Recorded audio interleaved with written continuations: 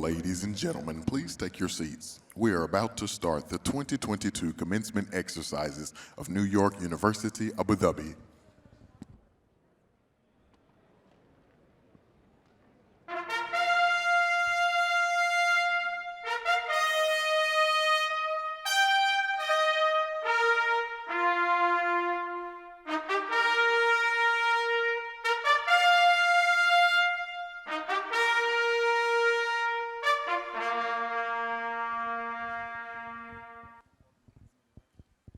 Ladies and gentlemen, please welcome New York University, Abu Dhabi's 2022 Color Guard.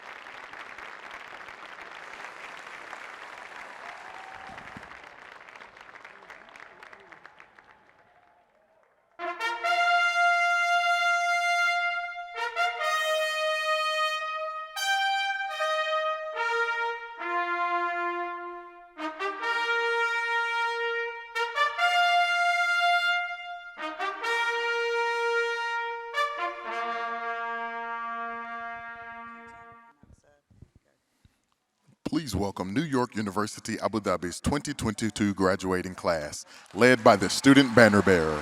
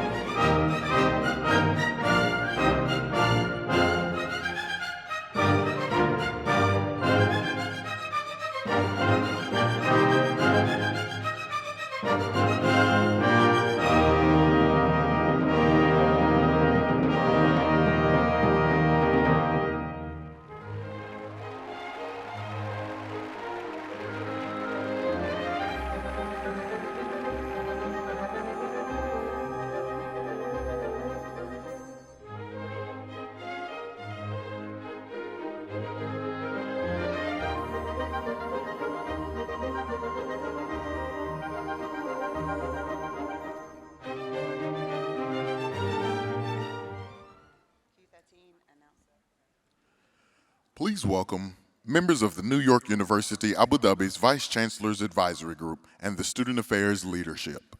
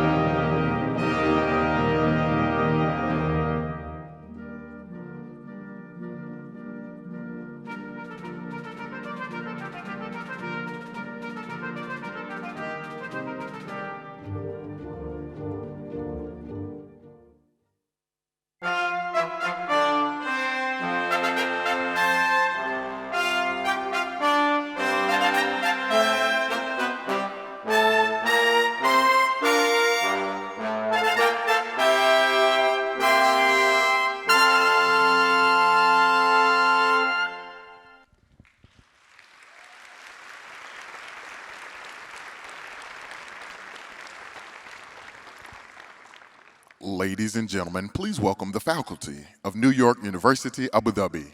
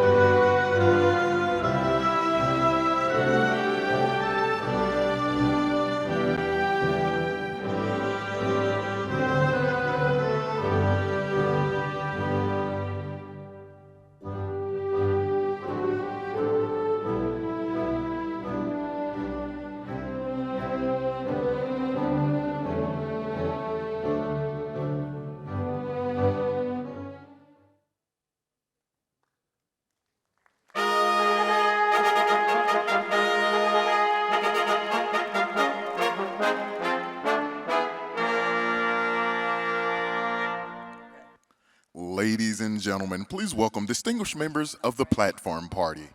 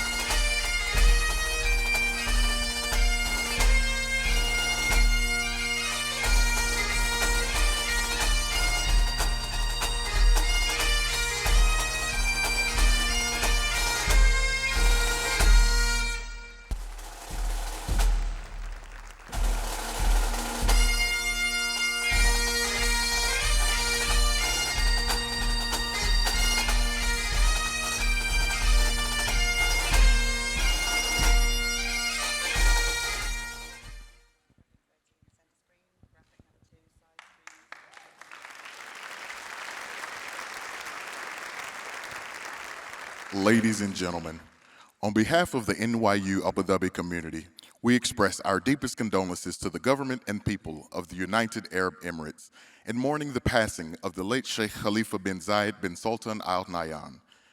We share in the nation's profound sense of loss when we reflect on all that Sheikh Khalifa did to build and sustain this great country that so many call home. We hold Sheikh Khalifa in our prayers, and we extend our sympathies to the Al Nahyan family as we honor his memory. For those who are able, please stand for a moment of silence.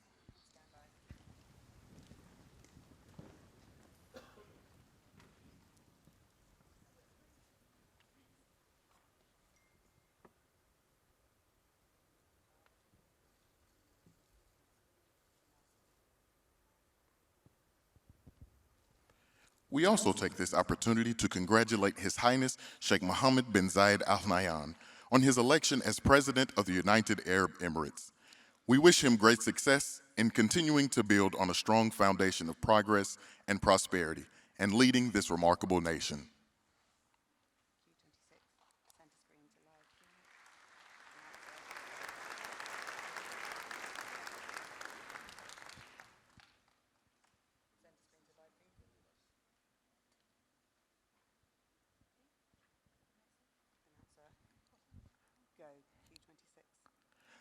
Live feed.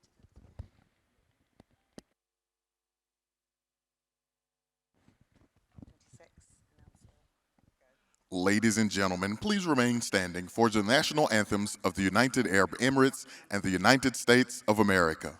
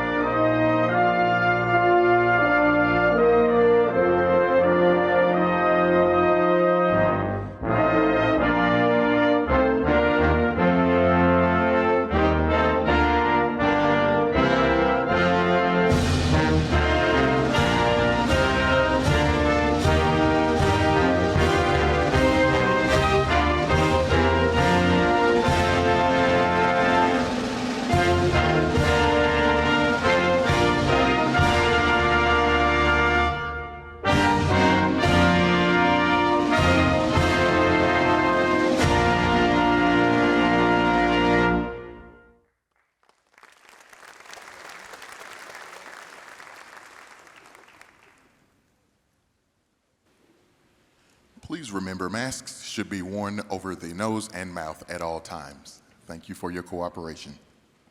Ladies and gentlemen, on behalf of Provost Arlie Petters, Vice Provost Martin Klemke.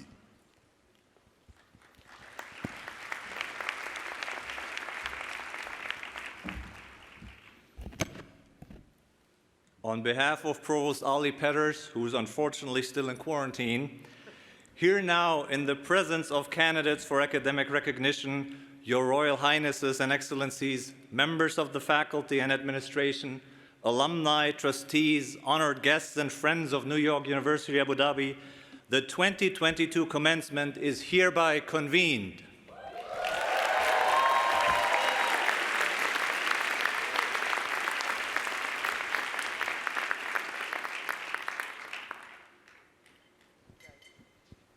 Ladies and gentlemen, please welcome Hessa Alabbas, member of the class of 2022.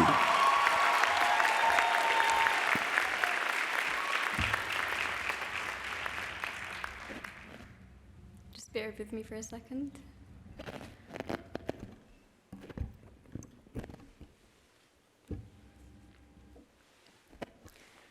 بسم الله الرحمن الرحيم. أصحاب السمو والمعالي وضيوفنا الكرام، السلام عليكم ورحمة الله وبركاته. اسمي حصة هادي العباس. يسرني أن أرحب بكم في حفلة تخرج الدفعة التاسعة لجامعة نيويورك أبو ظبي.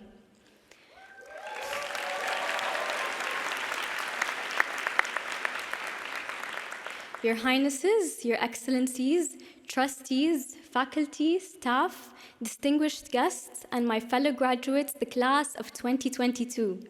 It is my great pleasure and honor to welcome you all to the 9th commencement exercises of New York University Abu Dhabi.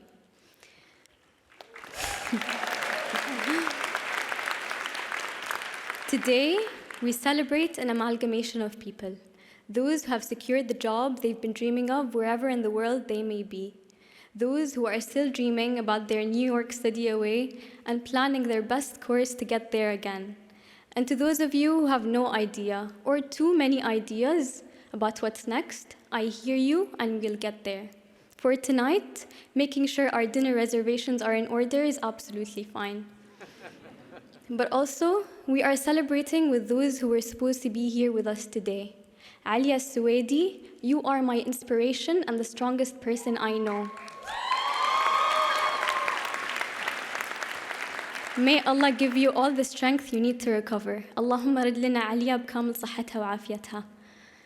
As much as today is about celebrating our present selves, it is also about taking a moment to think of who we want to be, which we often conflate with what we want to do. However, it is important to recognize that doing means action, but being takes that a little deeper and applies presence and a depth of will in our actions. In the real world, who we choose to be is far more significant, because in whatever careers we choose to pursue, there will always be nagging pressures and the threat of exhaustion. Doesn't this sound familiar already? In the midst of those stressors, sometimes it can feel like the only way we can get through is by doing, but so much is lost in that process. When we go through the motions, we lose sense of the greater purpose, of why this all matters. But I think now is when we should pause and think about what is truly important to us. To be resilient, to be compassionate, to be patient. Now, while we start to imagine our futures, I invite you to reflect on how far we've come. Here at NYUAD, we all shared one common purpose: to pursue knowledge adamantly and seek diverse experiences. There was an interconnection of our shared ambition, and yet in parallel ran individual journeys to individual destinations. We have cultivated our experiences through the interactions and intellectual conversations we engaged in, working to embrace our differences, however stark they may be, and develop capacities for understanding the sociocultural dynamics of this place. It was when our differences simply coexisted that we were able to engender lasting personal growth. Beyond the classroom and our campus, our families and loved ones continue to teach us, support us, and guide us. Their role is priceless. أمي وأبي شكراً، ولو أن كلمة الشكر لا توفي لكم حقكم أبداً. كنتم لي السند والعون، كنتم الدافع والحافز لي على الإنجاز. وهنا أقول لكم أمي وأبي أن أصبح مثلكم هو الإنجاز.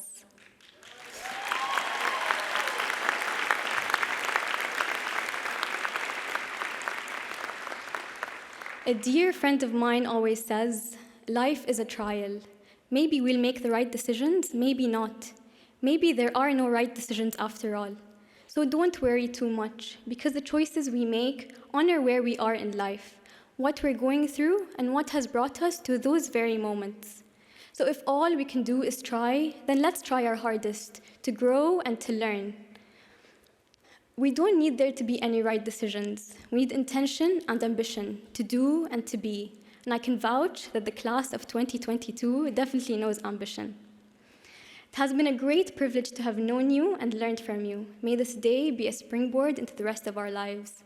I wish you all great success and resilience as we chart our courses in this long and winding trial of a life. And I sincerely hope they overlap down the line.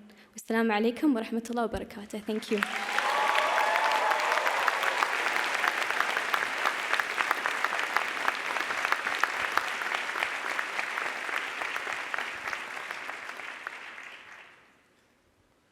Ladies and gentlemen, we now present a video message from the chairman of New York University Board of Trustees, William Robert Berkley.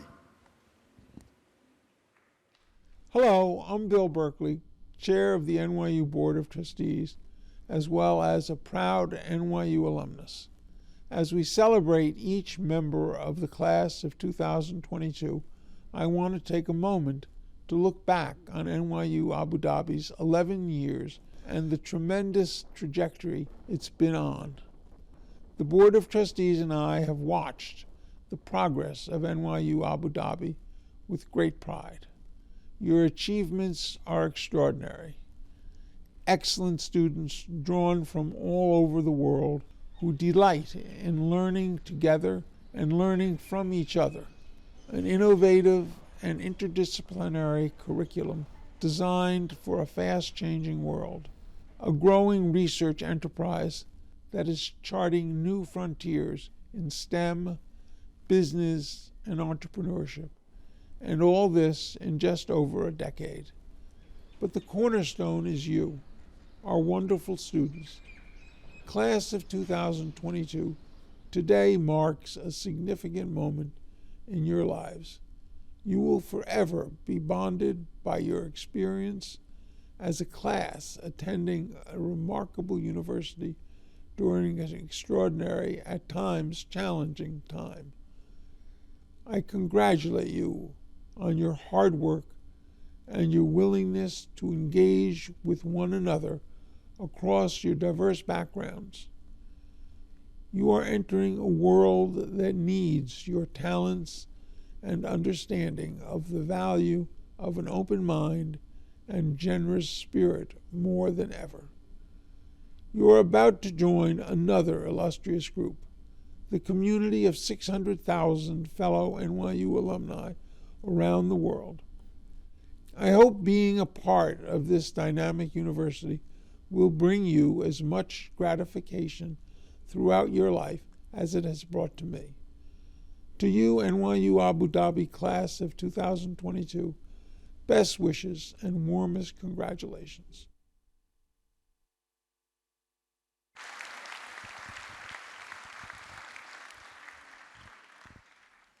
We now present a special tribute to the class of 2022, a commencement video featuring our graduating students.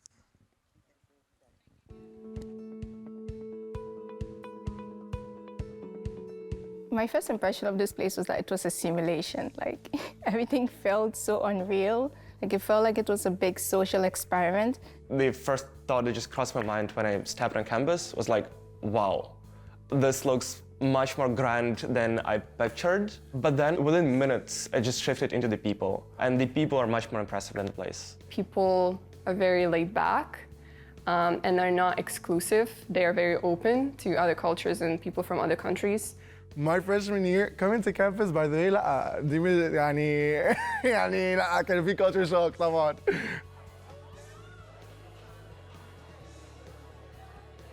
I think NYU Abu Dhabi is like Hogwarts. In a way, it's you bring the entire world into one space and you try to figure out how to live with differences. You can speak to people and they will always have an interesting take on what you have to say. Now, it won't exactly be what you want to hear. It won't exactly be what you believe yourself, perhaps. But there are so many really intelligent and very kind people. You get that sense of empathy, that sense of engagement within the student body, with the staff, with the faculty. And it's a very kind of self-enriching place that everybody feeds off each other. I think I would describe NYUAD as this radical place and shift towards education where I think there's a deep love of the world and other people. NYUAD has been an incubator of wild ideas and bold entrepreneurs. You have the chance to, study alongside some of the brightest people, from one of the most diverse backgrounds at any university. I think finding a community in NYU Abu Dhabi is one of the most important parts of it. I allowed myself to assimilate within the Emirati community or the Arab community, the Muslim community, and that made it a lot easier for me to feel like NYUAD can be part of my home, and now it is. It's a home away from home. My mother told me this is actually the first university I've ever talked to her about that I wanted to go to. I watched so many graduation tribute videos just to see the experience of the students and then how they transform over 4 years. And then I was just like, you know what? This is it. This is the school that I want to go to. Usually I try to use rationality to make decisions, but for this one, I think the decision actually came to my heart first before my rationality. So my heart already knows that probably you're going to go to this place. I don't know, I cannot explain, but it's a weird feeling. If I had to choose something that I love the most about NYUD from the start, sports. The sports community. Whatever my coaches taught me these 4 years, it's gonna stay with me and I'll carry that after university. I love the integration that we have within the community. I love that we are able to go into the city and do things that are not related to campus. I love the campus cats. We're graduating, but they're never going to graduate. They're kind of a constant force within our university.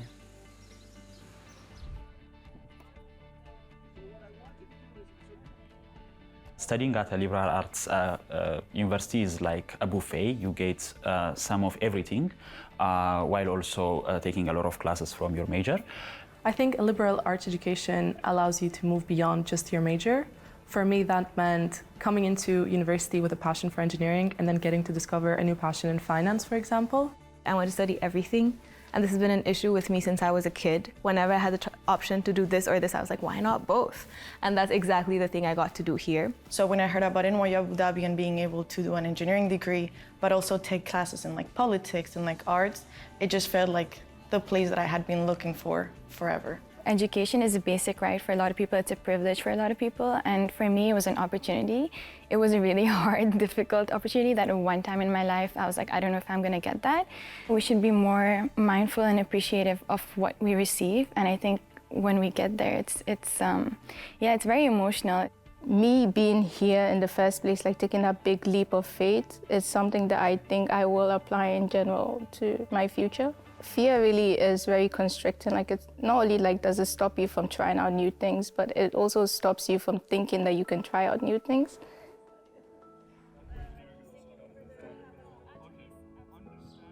I know nobody wants to hear about the pandemic anymore, but it's essential to bring it up because we have done a lot of months of online classes. We have dealt with Zoom fatigue, being away from our friends. We've shown great ability to push through, despite many inconveniences and really terrible things happening around the world. We had 2 years taken away from us because of COVID-19, and these 4 years still looked so amazing. I feel like these 4 years have not been enough, but I also don't know if it would have ever been enough. So I'm really sad about saying bye to people. I think that's gonna be the hardest. Senior year is really the time when you know you're about to leave and everyone's moving on to the next path of their lives. And you want to cherish the last memories and time together with your friends. Just as anywhere else, the people make the place, and the people here definitely made my time more special than I could even ever have imagined. The friendship that you created over here is very phenomenal. It's not same as the friendships that I create back home. One thing I really like about the community that we have is that everybody just tries to uplift each other. I never feel embarrassed or shy to ask anyone for help or any kind of support regarding anything. The people I met here cradled me in a way, you know what I mean? They really did nourish and nurture me in a way that, like family.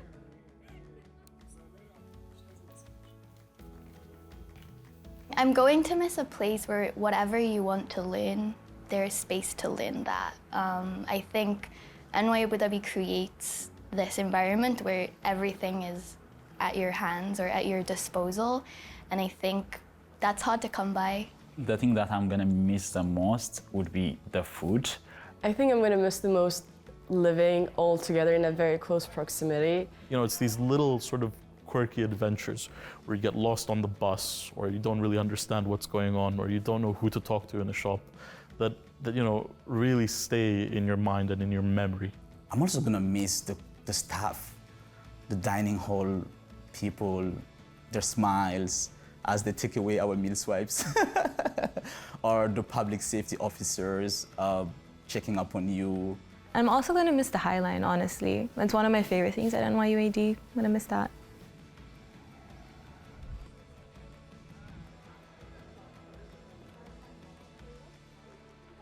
One voice is that I'm excited to graduate. I'm ready for the next journey. And of course, the other side is like, I don't want to leave. I haven't gotten like uninterrupted sleep for like the past 4 years. So that's something I'm looking forward to. After graduation, I hope to have peace of mind. No, okay, again. After graduation, I would be joining Bain & Company at their Tokyo office. My plans after graduation is to pursue career in sports management and work in the field of women's football development. I'm taking a gap year and I'm pursuing an MD PhD program after. I'm planning to return back to Europe and work with my community with Ukrainian refugees and internally displaced before heading out to Beijing, where I'm going to be a Schwarzman Scholar and studying global affairs. I'll be working as an investment banking analyst at Lazard in London. I'll be moving to Dubai to work in a fintech startup. I will go back to my home country to continue my studies as a Schwarzman Scholar. I'm going to London to work as a software engineer at Palantir Technologies. I plan to study dentistry at UC San Francisco. Big shout out to my family, my friends both here and at home, and to the wonderful professors and mentors that I've gained at NYU AD. I'd like to thank His Highness Sheikh Mohammed bin Zayed Al Nahyan for his dedication to his people. I'd love to give a shout out to John Sexton. To my trio, to my coaches, and to the whole athletics department. To all the seniors and the alumni that have served as mentors to the class of 2022. Shout out to my family and my friends at NYU Abu Dhabi and my dog Love. A huge shout out to the REACH team who are always there to support our student body with their mental health needs. Carolyn Eliazia from the Community Outreach team and a newborn from ADNH. Dan Al-Husani in Student Affairs for being one of the most amazing people I've ever worked with. Shout out to all my professors, friends, and my family. Thank you so much for all the support you've given me throughout my journey.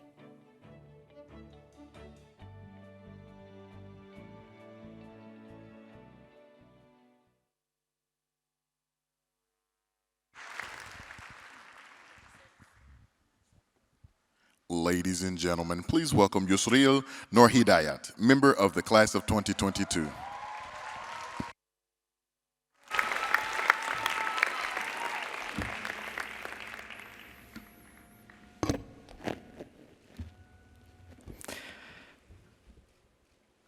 I don't know if you can tell, but I'm so nervous right now.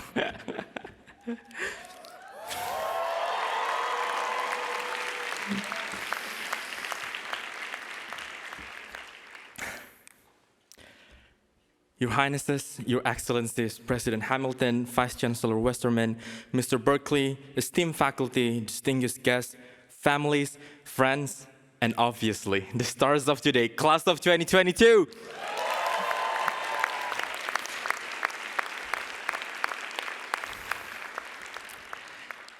My name is Yusril Nurhidayat. You might know me as Yusi. I am originally from a city called Makassar in Indonesia. And very soon, I will have a Bachelor of Arts in the one and only, the crowd's favorite, Social Research and Public Policy.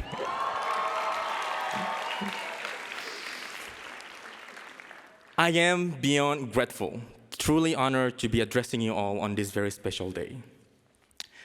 801 days ago, and yes, I did use a random online tool to count the days, the start of the pandemic scattered us all over the place.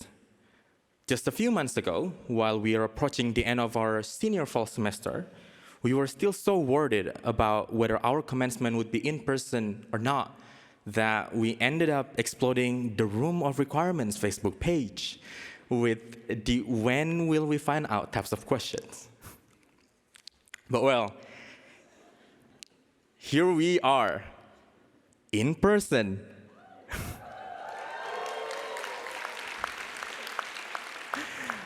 In person, unmuted.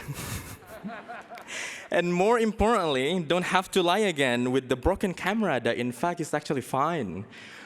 Or the internet connection being bad where you literally just binge watch the whole season of Friends with 4K video quality.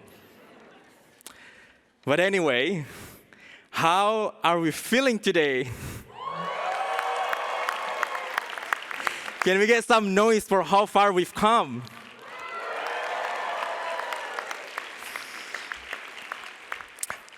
Today is the first in-person commencement exercise in 2 years, and we surely owe this momentum to the people who have worked tirelessly on the front line, putting others before themselves.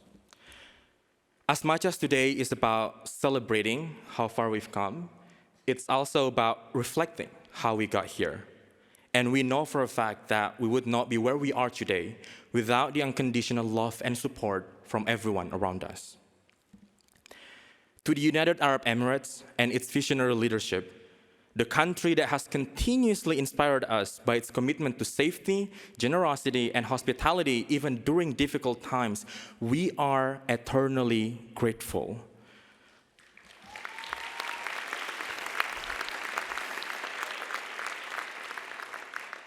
We are eternally grateful for your endless support in our path to become college graduates and for your trust that we will take what we've learned and be the part of the positive change this world needs. To our loved ones, families, and friends, whether you're sitting here with us or cheering from the Red Theater or from your screen back at home, as cheesy as it might sound, but there is absolutely no word that can explain enough how grateful we are for your nonstop patience and in encouraging and reassuring us every time we lose sight of the way forward. Thank you.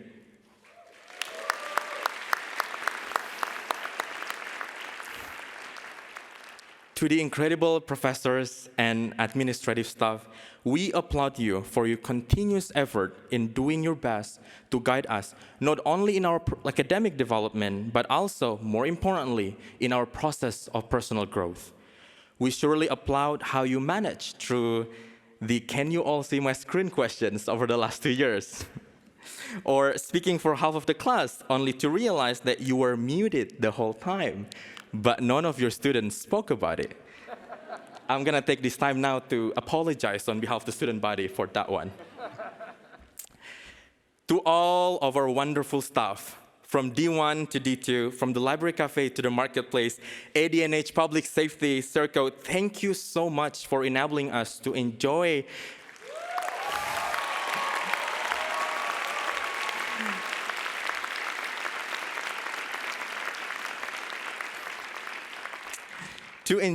such exceptional senses of security and comfort over the last 4 years. Everyone, thank you very much. Class of 2022, nothing and absolutely nothing about completing an undergraduate degree is easy, yet we have completed ours during a global pandemic. And so I want to take this opportunity to remind you that regardless of whether you have something said after today, or you are just like myself, and the only two things you for sure having are this roll blank of paper pretended to be our diploma, and anxiety of what is next, everything will be fine at its time.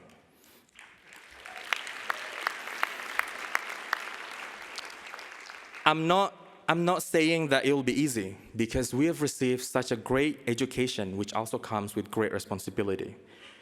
As much as we are now busy thinking about how we make things work after today, the way we want them to be, or the way that can help us to live without the D1 sizzling Mongolian grill and its incredible salad bar, I can't stress this enough, but we simply have no time anymore to just sit back and simply watch things go by. The world, as we have witnessed, and unfortunately for some of us have experienced, is in a state of emergency. Out there, we can't even begin to count the many millions of lives that are suffering simply because of the greed of the few. And so, my friends, it is time we take responsibility for something bigger than ourselves. Even for those we do not know, and against tragedies that we have not and hopefully would never have to experience ourselves. With our NYU Abu Dhabi community, I know these efforts will never be lonely. But remember, it is not a race. We all have our own very unique individual timeline and process. So take it one at a time, breathe, smile it out, everything will be fine.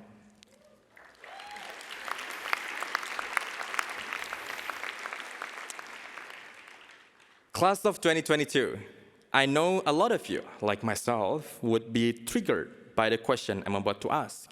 So, embrace yourself. What do you want to do after graduation? Everyone calm down, take a deep breath. That was just for rhetorical purpose. I don't expect any answer, but well, your parents might, so I know mine would be, so hi mom, I love you.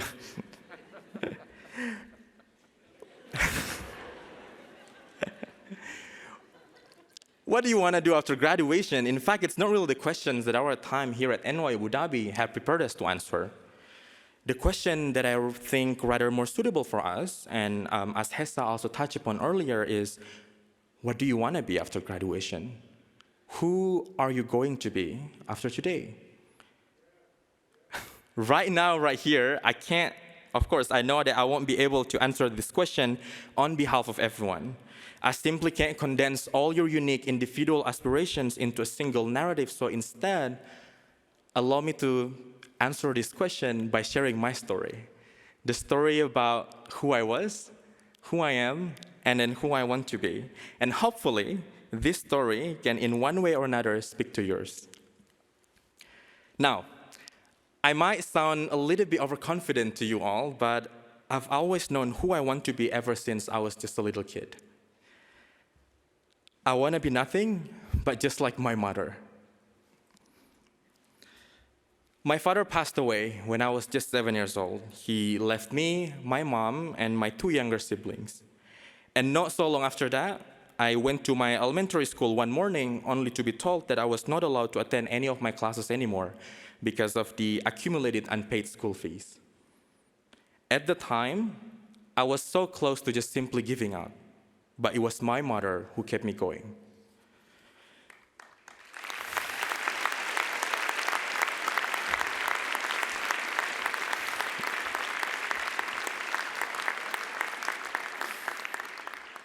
She has built in me resilience, dedication, and commitment to continue reaching my dreams regardless of any hardships that life could ever throw into me.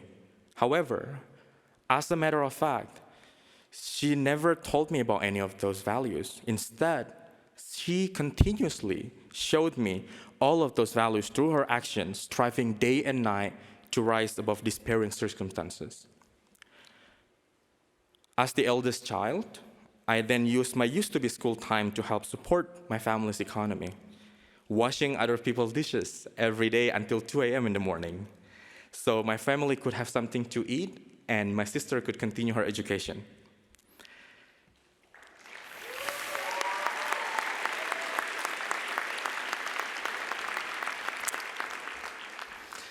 Who would have thought, right? The kid who was once expelled from elementary school and ended up being a dishwasher, now speaking at the commencement of a top-tier leading global university.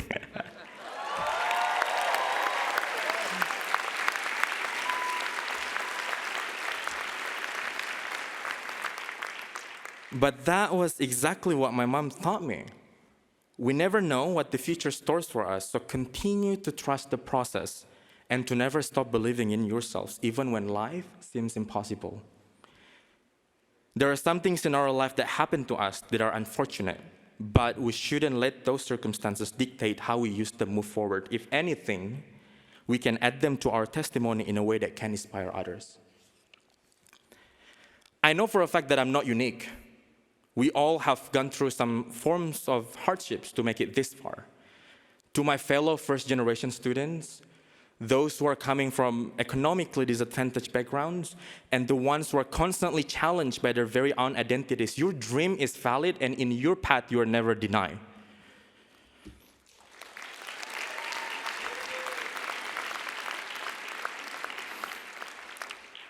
Do not let anyone tell you no. Let's continue being invincible and keep beating all the odds.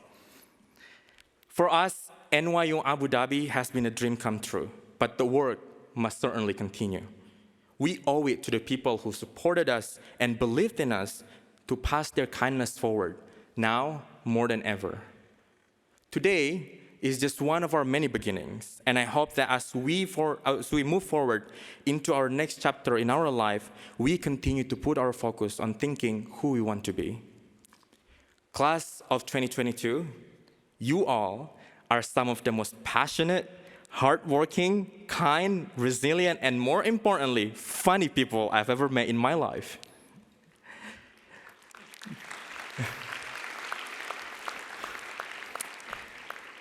And so, if anything, you should all just continue being yourselves, but remain open and curious to exude your best and seek to be better than your past selves.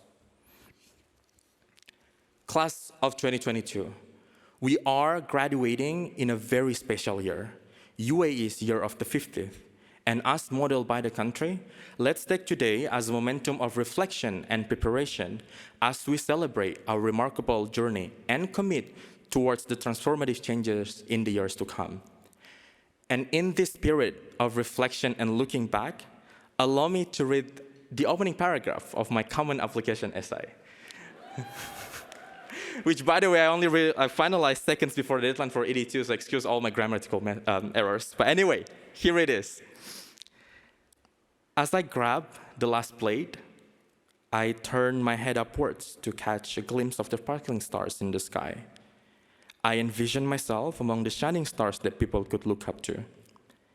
It seemed like a faraway dream for a 7-year-old boy who spent his nights washing other people's dishes at a small food stall by the street. Little did I know, 13 years later, this far-fetched dream is no longer a dream and that I no longer have to turn my head upwards. Instead, I just have to look around. Class of 2022, you all are those stars I envisioned myself to be among 13 years ago. Thank you so much.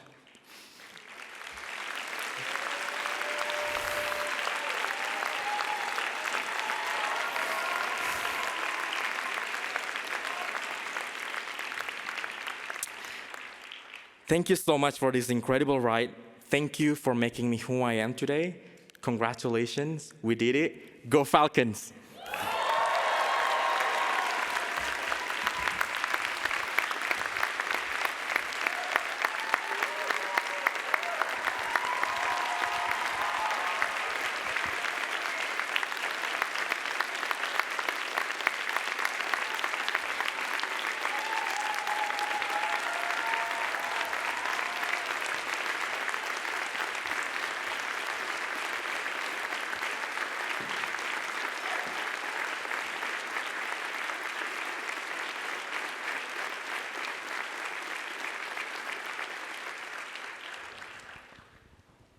Ladies and gentlemen, the Vice Chancellor of New York University, Abu Dhabi, Mariët Westermann.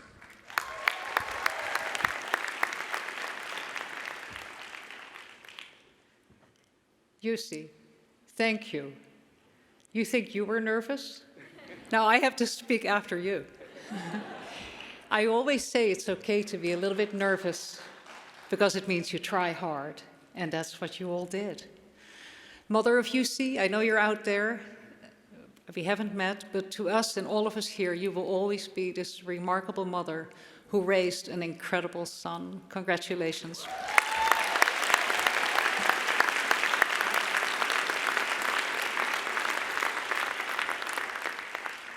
Salam alaikum, good afternoon. Your Highnesses, Your Excellencies, President Hamilton, distinguished guests, families, teachers and friends of our seniors, everyone watching our live stream from around the world, and of course, beloved class of 2022. Marhaba. Marhaba. Welcome to our 9th commencement. We are here live and in person. Yes. And we are also connected to more than 100 countries or so online. Our ceremony has some virtual elements, as you've already seen, and as we've learned to do only too well during the pandemic. But how sweet it is to be together here. We will keep on saying that, won't we? In this period of mourning for His Highness Sheikh Khalifa bin Zayed Al Nahyan, we are, of course, filled with gratitude for his wise leadership. The late Sheikh Khalifa often spoke about education, and I love what he said about the radiance of universities. Sheikh Khalifa put it this way: a university is not just a field of specialized academic study, rather, it is a center of glorious intellectual, civilizational, and cultural enlightenment. Enlightenment. Your journey, class of 2022, has been enlightening in so many ways to you and to me and to all of us who have come along with you. Your hard work, your creativity, and your persistence led us to this moment of your graduation, with all of us here to cheer your accomplishments. You, the class of 2022, are the ones who really made this day possible. Congratulations to all.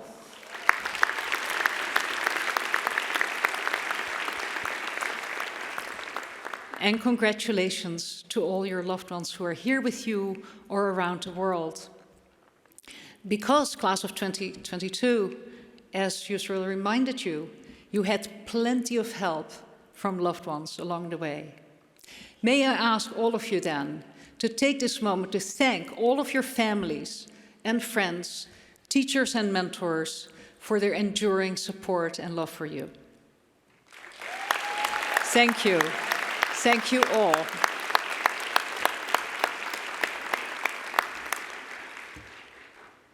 Now, when I first met you in August 2019, you were sophomores, and I was a first year. And so you will always be my upper class mentors, just as much as you are my students. And so my first in-person commencement as Vice-Chancellor will be etched forever in my heart. I remember many moments of our protracted return to campus. It kept on going, didn't it? But I remember none better than the day that we resumed our morning walks together. Last December it was. At least for those of you who were willing to meet me at 7 o'clock in the morning. But whether you were there on those walks with me or not, thanks to your unending appetite for Zoom, we got to know you. And we got to see what you were made of and what you are made of. And that goes for all of you. All of you, 364 undergraduates here, 16 visiting undergraduates, and 25 graduate students. All of you have been drivers of NYU Abu Dhabi's remarkable resilience these past years. So I thank you on behalf of the institution for all of that. So for your persistence alone, of course, we celebrate and salute you. But remember NYU's motto for a moment. NYU's motto joins perstare, to persist, with praestare, to achieve, to perform, to accomplish things. And indeed, there is so much more to your achievement that we celebrate today than overcoming a devastating pandemic, as hard as that was. And your speakers today have already begun to single them out and will do some more. In an hour or so, you will be joining our 1,720 alumni. And these alumni, they are doing well, and they're doing a whole lot of good too, in the UAE and around the world. In just a dozen years, NYUAD has become recognized universally, you will see this as you go out into the world, for its distinctive liberal arts education and for its amazing research and creative productions. And of course also for its unparalleled preparation of students like you for lives of fulfillment and lives of leadership, whatever you do. I think that the perspectives that you will bring into your endeavors are both global and shaped by our grounding here in Abu Dhabi, this incredibly dynamic crossroads of the world. So your education will set you apart wherever you go and no matter what path you take. And wherever that path does take you, you will find fellow alumni of this enormous global university called NYU to welcome you, as Chairman Bill Berkley so kindly just reminded you all. Be in touch. Now, back to Sheikh Khalifa's statement. What does it mean for a university to be a center of glorious enlightenment, as he put it? Now, many of you who took my classes know that I like to dissect the meaning of words, and I put you through that in class. So I hope you'll indulge me one more time as we think for a moment about what enlightenment really means. Traditionally, European and American universities thought of enlightenment as a sort of top-down system of dissemination of knowledge. Knowledge that enlivens minds so that the world can be fully known in its beauty and complexity. You have certainly met this particular standard of the Enlightenment as truth-seeking. You've done it as you have completed our demanding and varied and challenging curriculum. But you didn't just receive a great big box of knowledge from us. That wasn't all. It wouldn't be nothing, but you did much more than that. You participated in the creation of the knowledge that you acquired, no matter what your major was. It's a special aspect of an NYU Abu Dhabi education. And enlightenment, in that creative sense of the word, means using your curiosity to figure out how to shine a clear light on what is amazing and inspiring in the world. And it also means shining that light on the people and the things that make us see these qualities in the world and understand them better. And many of your capstones, I know they were hard, they were challenging, but many of your capstones did just that. Your inventions and your equations, your poems and your plays, they radiate with that beauty and that innovation and hope of knowledge. You also, in doing all that, enlightened others through your work, not just in the classroom, but in student governance, in student interest groups, in innumerable volunteer activities and community engagement. You created entirely new platforms for us, for exchange on special opportunities and challenges of our age, from the Gulf China Forum that you thought up, to the first ever UAE climate dialogues in higher education. You were the beating heart of an extremely exciting event this spring, the region's first quantum hackathon for social good. And you spread your light wherever you went. You spread your light to Expo 2020, where you proved the truth of that tagline we kept on hearing and that you hear over the airwaves all the time: impossible is nothing. You've shown that impossible is nothing. That's a way of enlightening the world, I think. But I think you also know that there is a tougher part to enlightenment. As a historian of art, I study painting and great painters, and I especially study a man named Rembrandt, not the guy of the toothpaste, even though it's the same word. Rembrandt was a great painter. And he really was one of the most innovative painters of his age. And you can go to the Louvre Abu Dhabi, right down the street, and see his work. And if you do that and go see his painting, you will notice that his great achievement was the painting of light. Not an easy thing, it turns out. You will see, if you look at his paintings, that Rembrandt knew that you cannot make light visible, you cannot show it, if you do not know the shadows.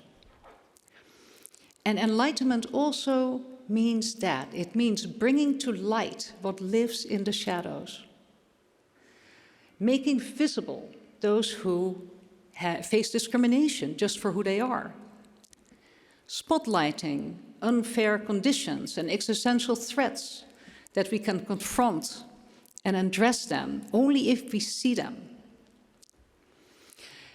You never lost sight of the marginalized in society or the causes of inequality or in climate change.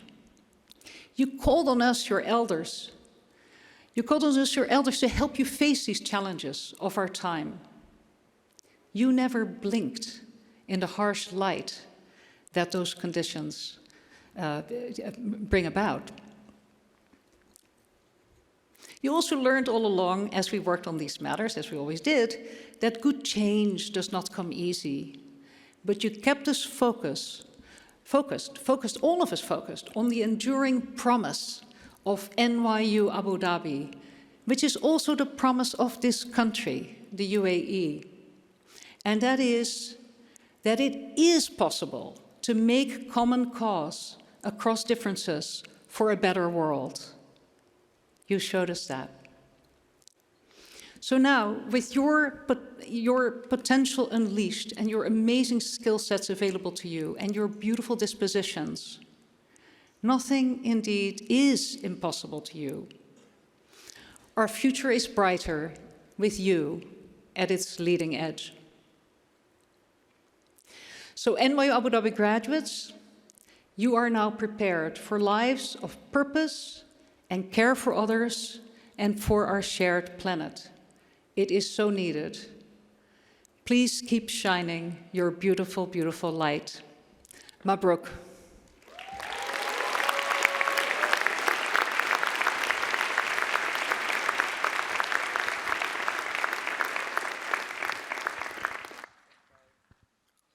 Ladies and gentlemen, Provost Arlie Petters. Greetings from quarantine. It is my distinct pleasure to present the Piano Prize in its second year, which will be awarded to a senior who best exemplifies former Provost Fabio Piano's selfless devotion to science and to the well-being and excellence of our community. The Piano Prize Committee was co-chaired by Doug Cutchins and Professor Injin Zul, and had as additional members Professor Shadi Amin, Professor Olivier Chung, Professor Jalil De Fallah, Professor Ediane Gull, Professor Alan Healy, and Professor Fatma Shanaying. The committee's task this year was not an easy one, as we received an impressive array of nominations for this prestigious prize from students who distinguished themselves in the field of science and made a significant impact to the NYUAD community. I would like to thank all the nominees and committee members for their exemplary efforts. This year's winner particularly stood out for her outstanding academic and publication record, glowing recommendations from professors and mentors, clear commitment to a career as a research scientist in the area of genetics, and deep dedication to improving the NYUAD community through her work as a student leader of the NYUAD COVID-19 screening. Her role as co-president of WeSTEM and her position as co-director and lead facilitator for the Girls Education Network. Her contributions in these many registers earned her the committee's recommendation as aligned with our vision for this prize. It is with great delight that I invite you to join me in congratulating our 2022 Piano Prize winner, Odmaa Bayaraa.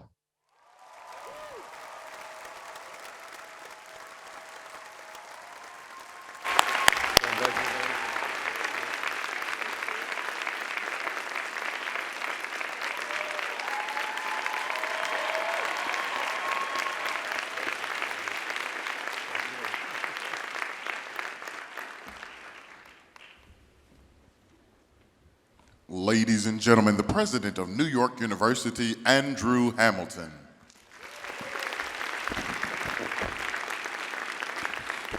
Good afternoon, NYU Abu Dhabi, and especially good afternoon to the NYU Abu Dhabi class of 2022. Congratulations to you all. This is a very special day indeed. And my wife Jenny, who's in the audience, and I bring you greetings, NYU Abu Dhabi. We bring you greetings from the entire NYU Global Network, from NYU New York, NYU Shanghai, and the 12 other sites around the world. We are thrilled to be with you here, celebrating this momentous day, especially celebrating in person. But as I look out from the stage and see the magnificent sea of violet, those gowns that you are all wearing, not only are we celebrating in person, we're celebrating in style as well. Well done to you all. What a wonderful time it has been, despite the pandemic, for NYU Abu Dhabi, under the exceptional leadership of Vice Chancellor Westermann. Last fall, this remarkable institution celebrated its first decade. The campus and the community has achieved so much in that decade, beyond just simply reaching that significant milestone of 10 years. Let me also share a few points of the history of NYU Abu Dhabi that we can all take great pride in. NYU Abu Dhabi has produced 17 Rhodes Scholars in 8 graduating classes. That's more per capita than any university in the world. Quite remarkable. Also, among you, class of 2022, as we saw in the video, are Schwarzman Scholars, and also another of those UAE Rhodes Scholars. Remarkable achievement. Over the last decade, applications to NYU Abu Dhabi have nearly doubled. From the onset of this institution, NYU Abu Dhabi students have embraced the local culture as students, but then beyond. After graduation, more than 1/3 of NYU Abu Dhabi's graduates make the Emirates their home. NYU Abu Dhabi's Art Center has become a cultural nexus, staging hundreds of performances, commissioning new works, and hosting numerous events that engage community members across the UAE. And NYU Abu Dhabi's faculty makes significant and important contributions as dedicated teachers and mentors. And they are leading scholars, adding to knowledge and innovation in areas ranging from space science and sustainability to literature and the arts. Class of 2022, each one of you has helped build the NYU Abu Dhabi community that we know today. Each one of you has brought your unique perspective and your unique background to this great endeavor. And today, NYU AD class of 2022, you have so much to be proud of. You are graduating from one of the premier liberal arts campuses in the world, from one of the world's leading research-intensive universities. And class of 2022, you achieved your goals. You carried out your studies. You earned your degree despite this immense upheaval that the world has experienced through the pandemic. You have achieved it, and you should be very proud indeed. So, I have a charge to you, NYU AD class of 2022.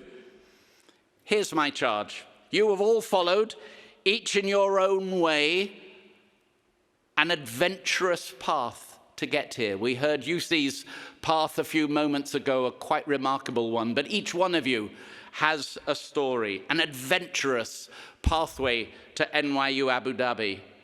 But wherever your path now takes you from here, whichever community you decide to join, whichever career you decide to take up, make it better. Find ways, small or big, to make that community, that business, that startup, to make it more welcoming, more just, more global in outlook, more culturally aware, and more engaged. If you do that, NYU AD class of 2022, if you do that, your impact in the world and on the world will be immense, and it will be unstoppable. So NYU Abu Dhabi class of 2022, as the president of NYU, I can speak on behalf of the entire community, and it's my immense honor to wish you all heartiest congratulations on your achievements and our very, very best wishes for your future lives and careers. Congratulations, class of 2022. Well done.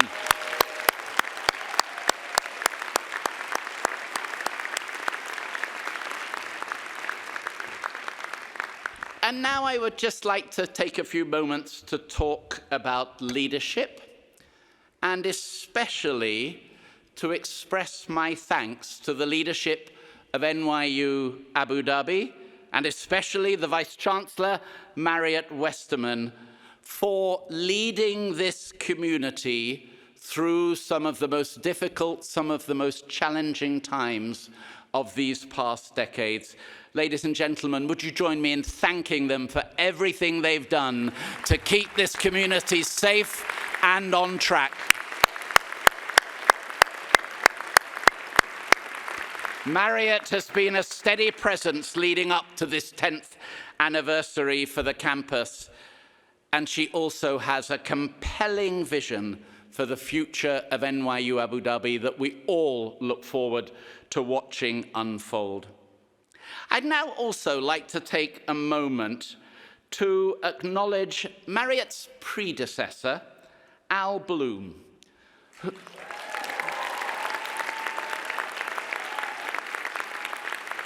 Al's remarkable contributions to this institution as the inaugural, the founding Vice-Chancellor of NYU Abu Dhabi played an incredibly important role in shaping NYU AD into what it is today. And to honor Al's legacy, I am pleased to announce this afternoon, together with our Abu Dhabi partners, the creation of a scholarship in Al Bloom's name, the Alfred H. Bloom Scholarship for Global Liberal Arts.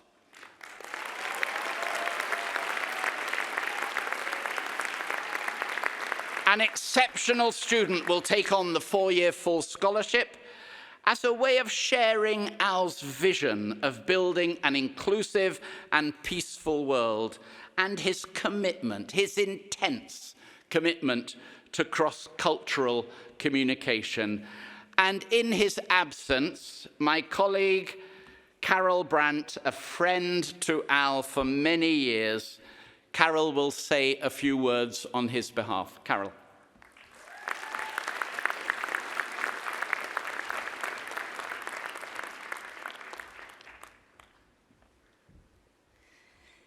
Your Highnesses, Your Excellencies, President Hamilton, Vice Chancellor Westermann, NYU Abu Dhabi, and Abu Dhabi, thank you very, very much for this honor. I'm delighted to respond on behalf of our dear friend and colleague, Al Bloom. It's wonderful. It's a wonderful and very, very meaningful way to remain connected to this special university and to Abu Dhabi. Congratulations to the class of 2022, and thank you very much again.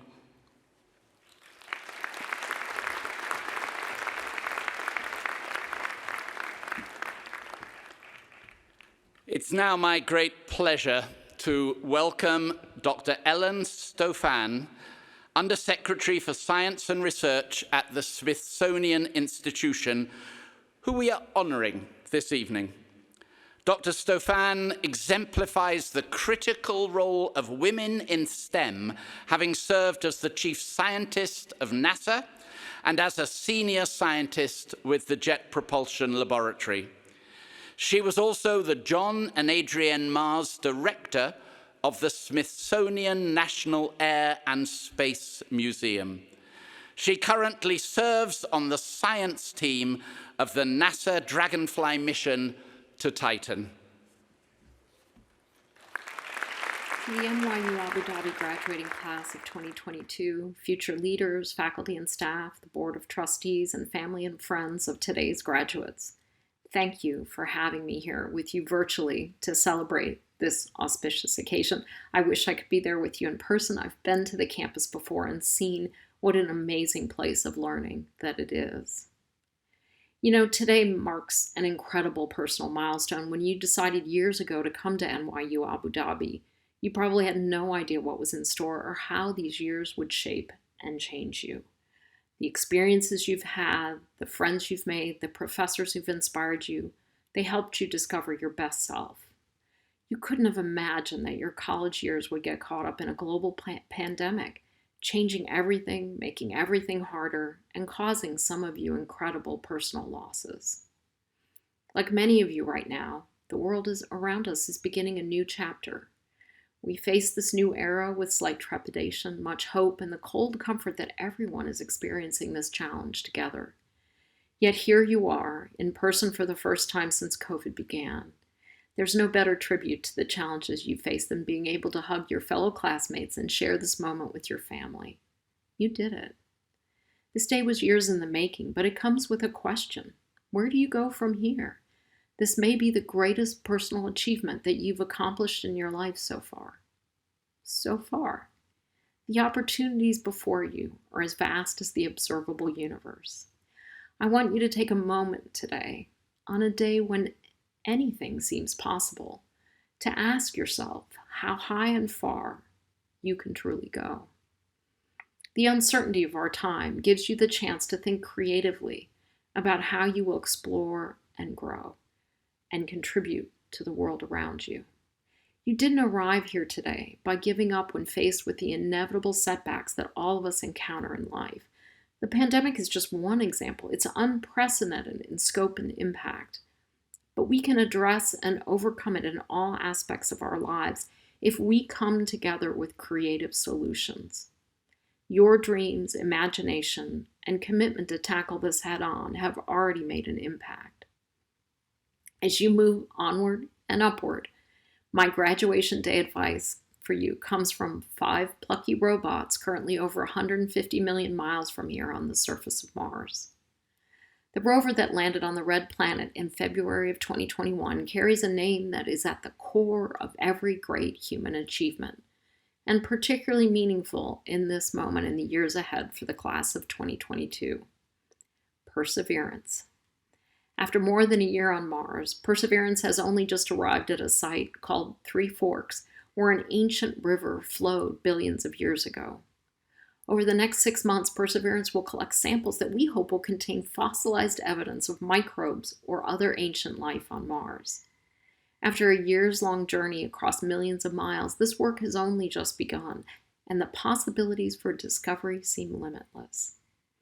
Along for the ride, Perseverance carries a small helicopter drone named Ingenuity. Ingenuity is what's known as a technology demonstration, not essential to the goals of the mission, but sent along to test a new capability. Ingenuity became the first craft to complete a powered flight on another planet, and it didn't just fly once, nor 5 times as its engineers had hoped. Ingenuity has flown above the surface of Mars 28 times, living up to its name and surpassing all expectations in an unforgiving landscape far from home. Ingenuity, both the spacecraft and the intangible concept, is about pushing towards something new. And success doesn't always look the way you expect it to.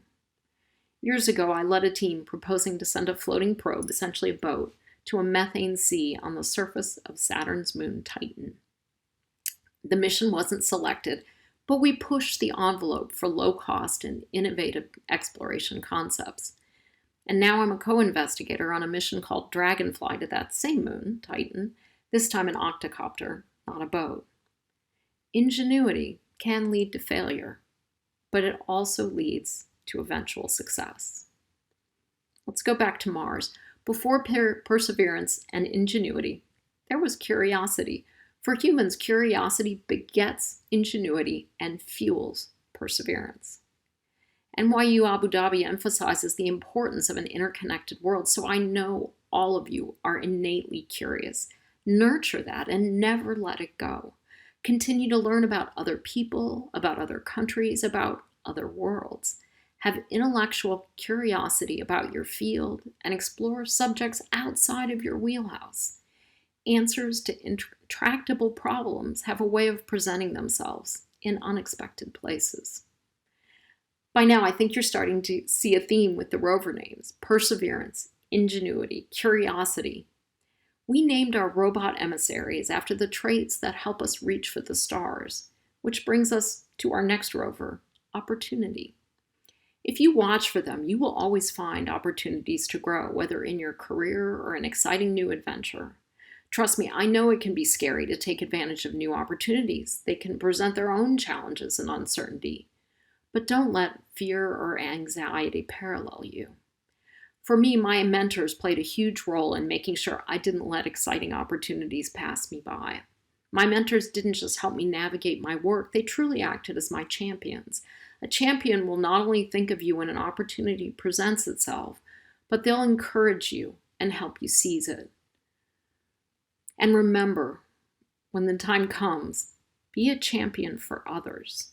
We grow and succeed by building off the hard work of those before us and shoulder to shoulder with the people around us.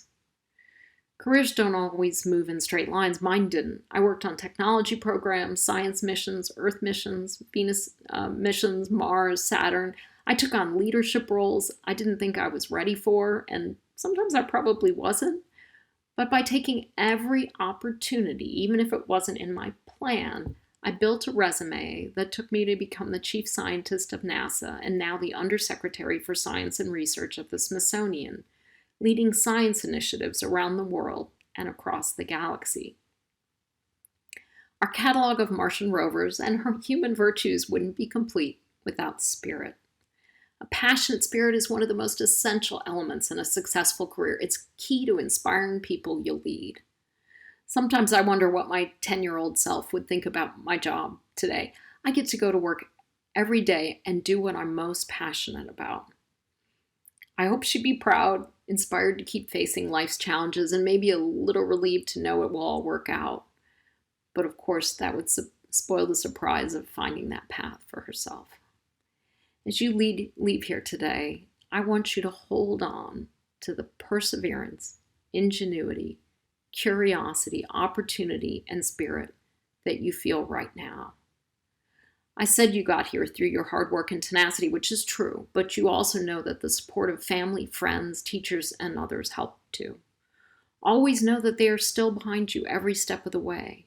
We all stand with you, and we can't wait to see what you'll do next.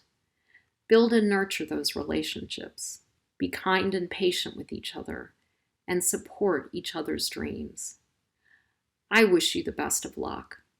I know you won't really need it. Just keep looking forward. Imagine the world you want to see, and question what seems impossible. I can't wait to see the amazing future that you have in store for us. Thank you, and congratulations.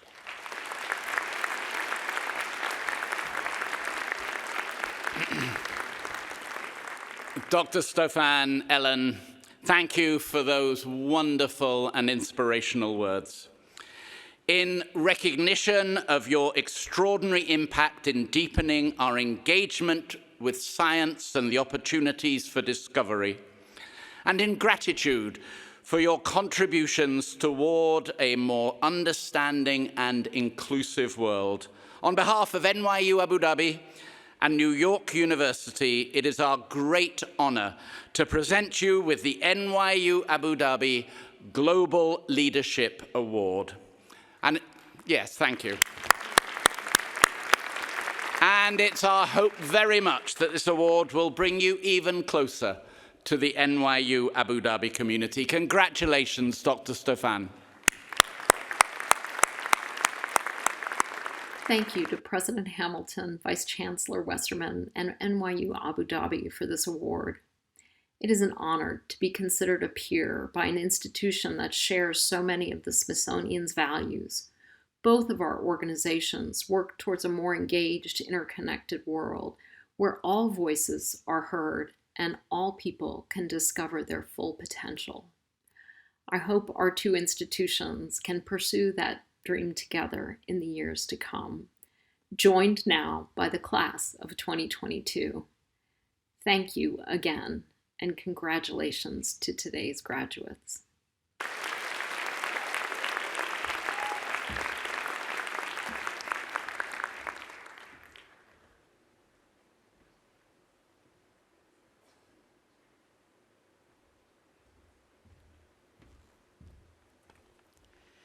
Many thanks to Dr. Stofan and warm congratulations. It is now a great honor to introduce our next keynote speaker, Anish Kapoor. Anish is an internationally renowned sculptor of India and Britain, whose art is infused by his deep knowledge of science as well as the humanities and art materials. His conceptual art and installations have transformed our understanding of our bodies in relation to art and to space. His distinctive solo exhibitions have been seen in cities around the world on most continents. Anish won the extremely prestigious Turner Prize in 1991 and represented the United Kingdom at the 44th Venice Biennale, for which he was awarded the Premio 2000. Anish Kapoor's permanent installation, you may know, Cloud Gate, affectionately known as The Bean. It turned Millennium Park into Chicago's most beloved public space when it was inaugurated in 2006.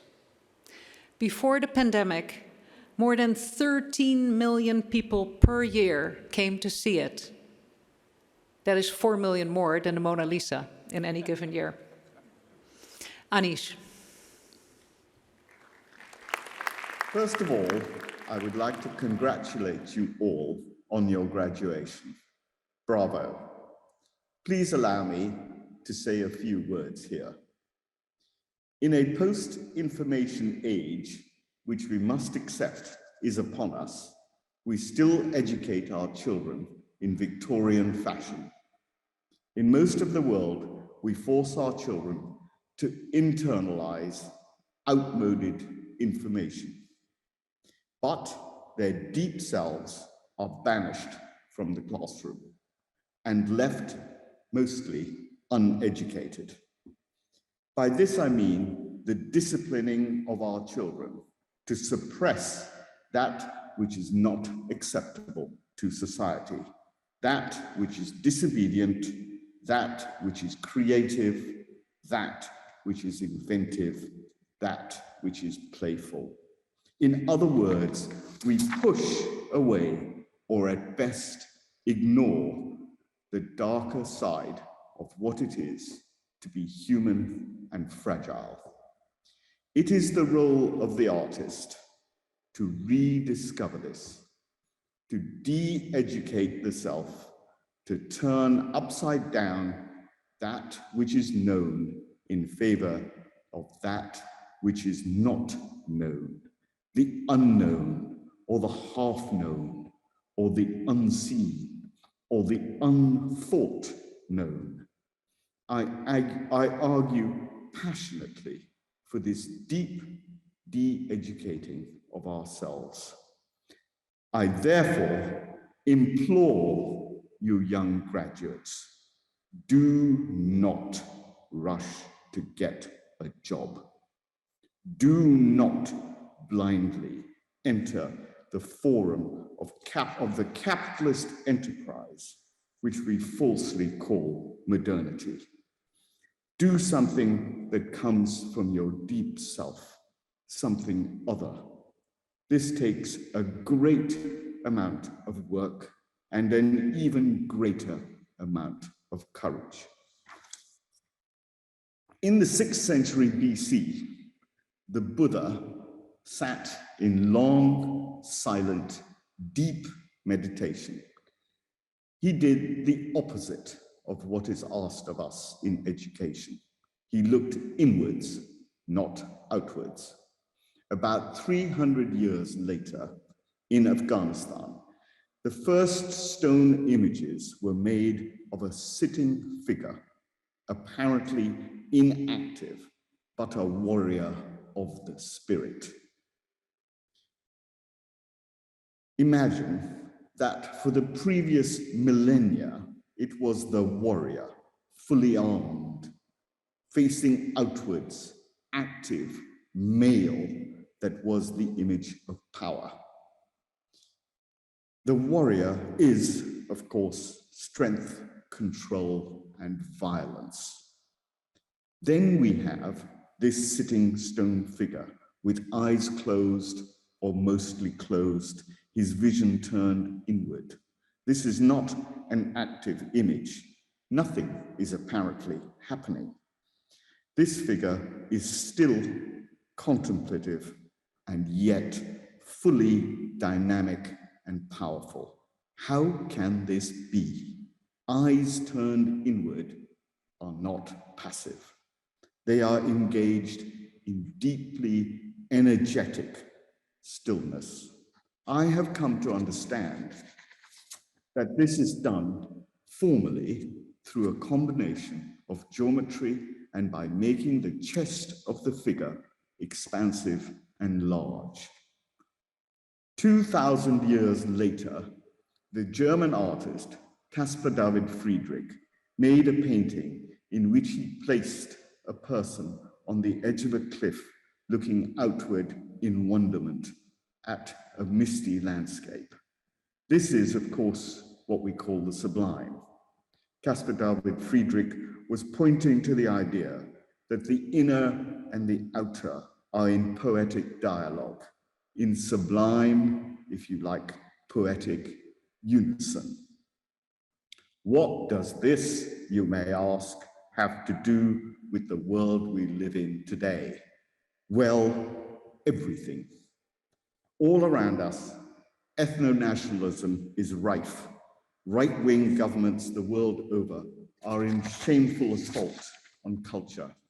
Poverty and deprivation are the enduring reality for the many. There are 80 million refugees in the world today. Modern-day slavery is endemic. Women are considered second-class citizens in most of the world. And most horrifically of all, perhaps, global warming threatens our very existence. I offer no solutions, but I ask the question about our dark selves. We have tamed ourselves and banished all that is disobedient in us. We turn our children into slaves for the capitalist machine, and we have decimated all the dark spaces in the natural world, in misguided, paternalistic determination to bring even nature into our so-called control. It is you, my friends, the young people of the coming age, that must challenge the status quo and refuse what we of the older generations have done to put us in this lamentable condition. I say to you, onwards and inwards, dear sisters and brothers. Thank you.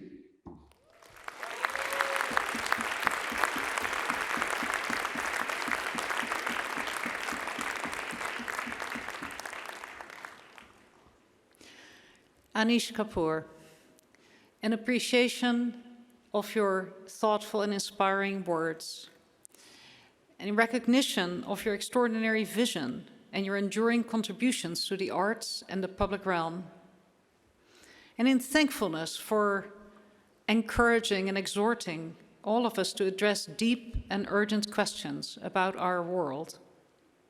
On behalf of NYU Abu Dhabi and New York University, we are very pleased to present you with the NYU Abu Dhabi Global Leadership Award.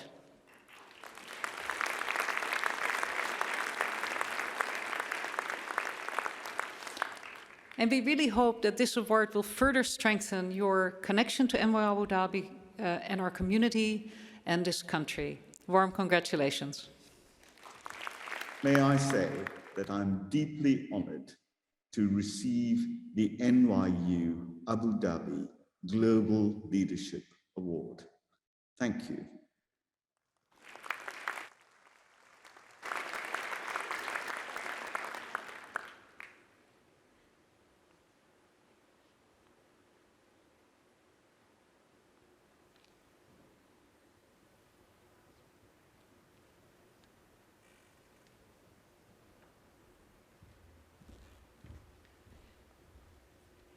It's really good to follow a script, you know. I just lost sight of it for a moment, thinking about what Anish Kapoor and Dr. Ellen Stofan just told us. It is now really a very special moment to introduce our final special speaker, who comes from our very own faculty community. It's really a person who has been here since 2012. He first came from New York University to join us here because he wanted to teach here. He wanted to teach here. His name is Bryan Waterman, Professor Bryan Waterman.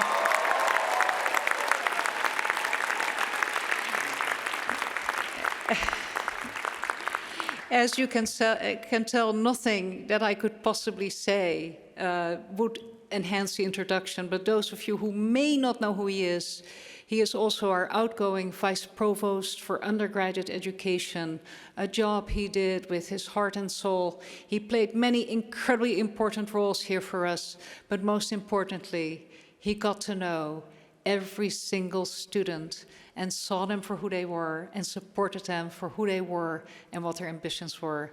And he taught them a whole lot of literature too. Ladies and gentlemen, everyone, Bryan Waterman.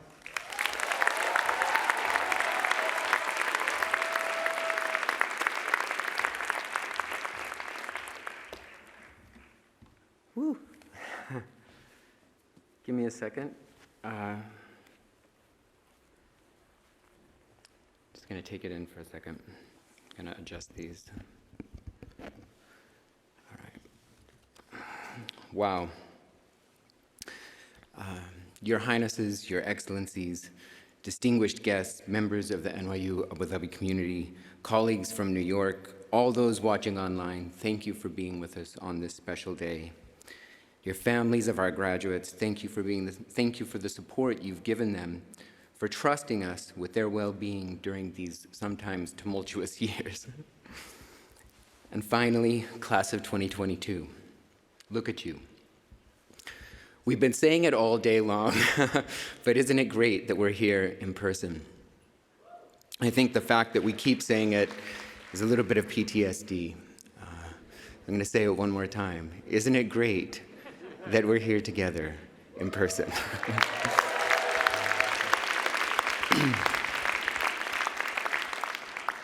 So the last time I addressed your class was fall of 2018 during Marhaba in the Red Theater. I took a really grainy selfie that I posted on Instagram the other day. We had no idea then that so much of our time together would be spent in remote learning. And some of you, even though Mariët thinks that I've met you all individually, some of you may not even remember me before Zoom. And if that's the case, you may have thought I would be taller. I've been told I give tall energy on Zoom. But in any case, here we are in the flesh, and it's an amazing honor to be addressing you. I also need to get one thing straight up front. I'm not Taylor Swift.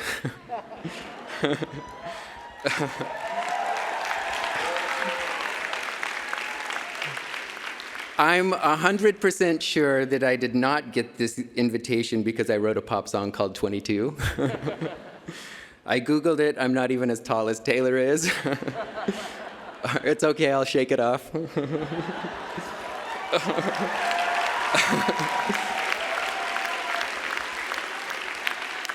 I did listen, as you can tell, I did listen to Taylor's speech a few times. I was nervous about giving this one. I noticed she used inspirational anecdotes from her career with clever references to her greatest hits, and so I asked myself, do I have greatest hits? And can I use them to do something similar today? And so don't worry, I'm not here to tell you to engage your core.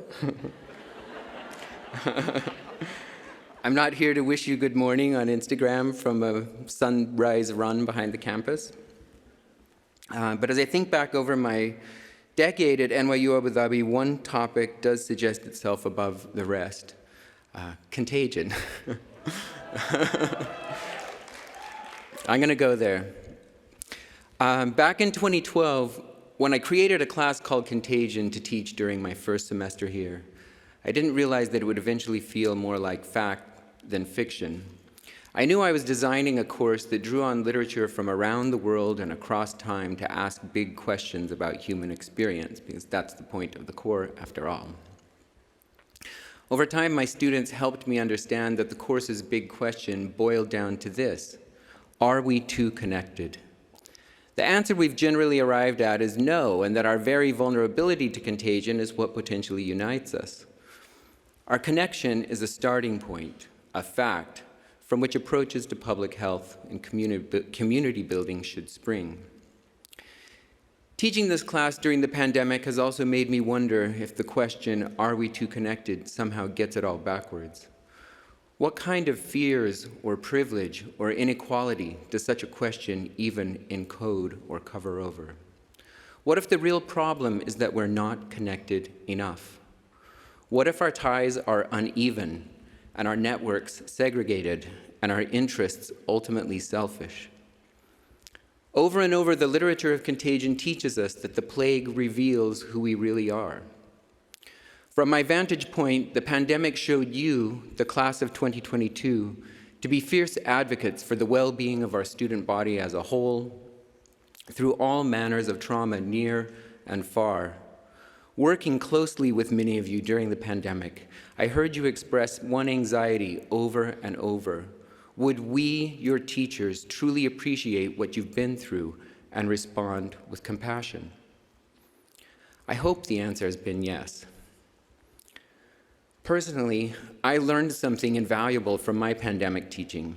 One of you, and I won't name names, but it was Yemen, wrote to me in advance of the fall of 2020 semester to say that he was worried that taking a class about contagion in the midst of COVID could be bad for his mental health.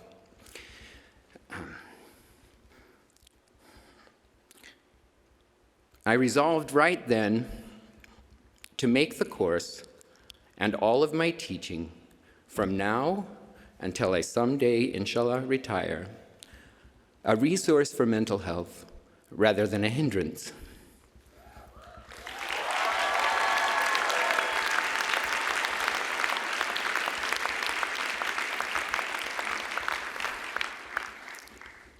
I hope that the literature we read together in that class, as difficult as it sometimes got, offered solace and solidarity and survival skills. If it did, it's precisely because these works teach us the value of connection and compassion. Who says, after all, that we can't build a more compassionate world? Who says that our connections can't strengthen as we work to eradicate inequality, violence, and apartheid?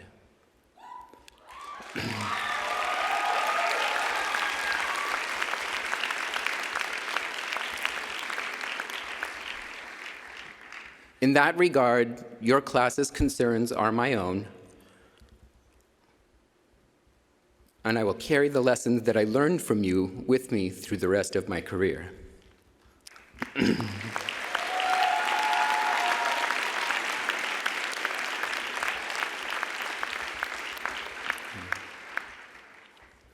In closing, I want us to go back past that Marhaba 2018 moment, even a little bit further into the past, all the way back to your candidate weekend experience.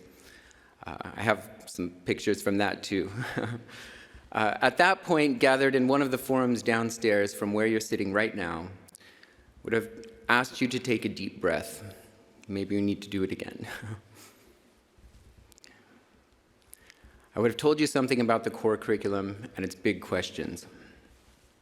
And I would have challenged you later in the day to race me to the top of the dunes when we visited the desert.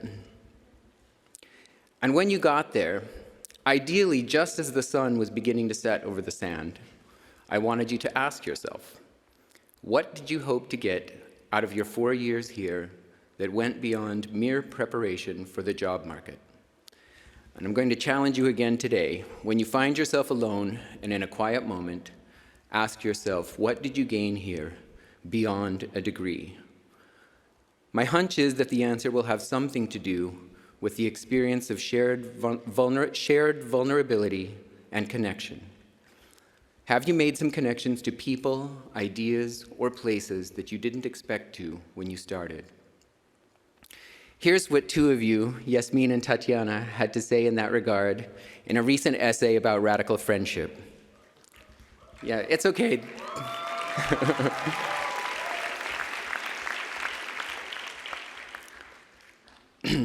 They wrote that despite differences in upbringing, identity, or background, the winds of coincidence has brought us together, and that it's only when the community as a collective is well that I am well.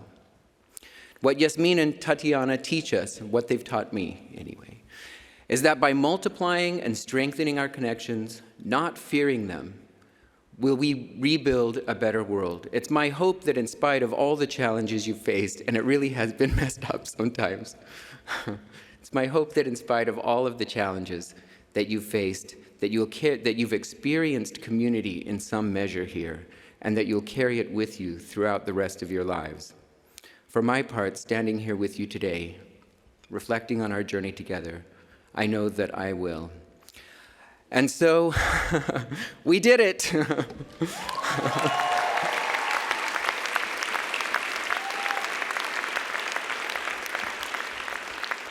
It's an honor to count myself among you as a graduate of this institution.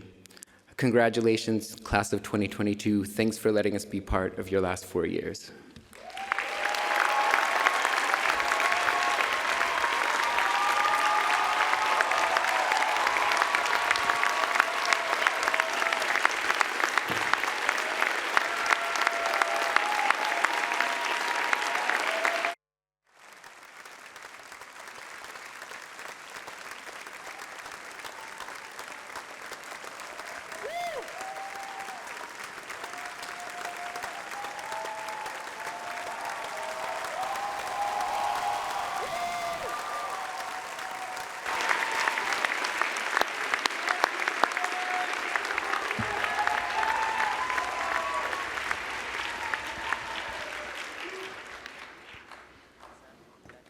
Ladies and gentlemen, the Associate Vice Chancellor of Student Affairs and Dean of Students of New York University, Abu Dhabi, Kyle Farley.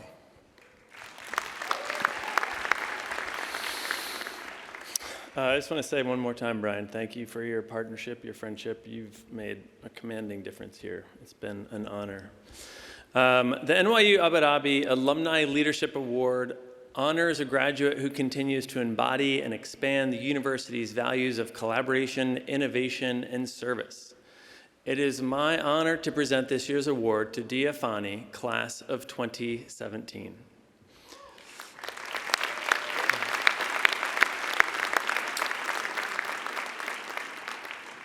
While here at NYU Abu Dhabi, Dhia majored in political science with a minor in business and a concentration in music. By the time Dhia was researching for her capstone, she was also co-founding a nonprofit, Buka Kami, which translates our book, to create skilled jobs for victims of human trafficking. For her capstone, she then collected sensitive data on population, labor, and human trafficking to identify the potential impact of education intervention for young Indonesians. Her capstone then led to collaboration with the Indonesian government to educate communities at increased risk for human trafficking. They built a digital system to monitor prevention and empowerment activities across Indonesia. This led to more than 250 staff trained, 500,000 individuals informed, and 6,000 plus human trafficking cases that were then tracked.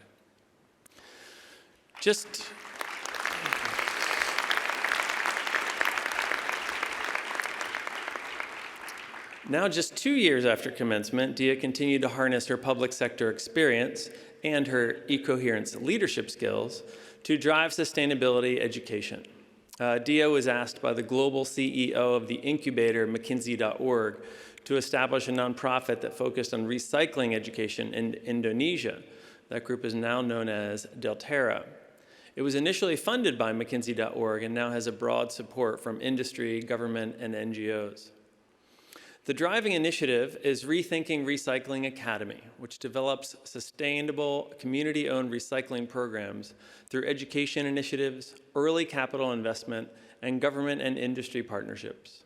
This drive towards a circular economy includes educating communities who did not have waste management systems and helped improve traceability and transparency across a complex value chain. Delterra is now on track to provide waste management for 100,000 people this year. Communities with new waste management systems are already on track to separate up to 80% of their waste. The expansion rate is inspiring. Now, beyond her social impact career, Dhia is an accomplished artist. The president of Indonesia has attended one of her musicals, and if you're inclined, you can find some of her music on iTunes or Spotify. Dhia, you are forging broad coalitions with government entities, multinational corporations, local and international NGOs, and most importantly, building deep relationships with countless villages and towns. Across your work on safe migration and sustainability, your foundation is education. Dhia, in recognition of your investment in local communities and forging scalable solutions to global problems, it is my honor to present you with the 2022 NYU Abu Dhabi Alumni Leadership Award. Congratulations.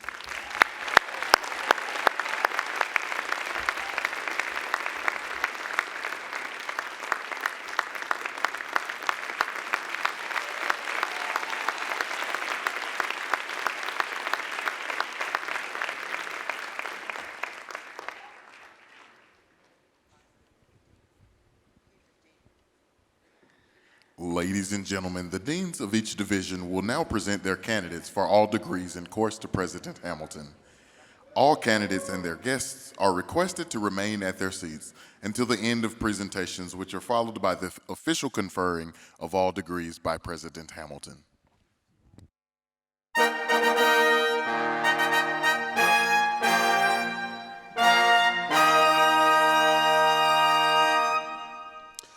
President Hamilton, Vice Chancellor Westermann, I'm honored to present to you the candidates for the bachelor's degree in Arts and Humanities.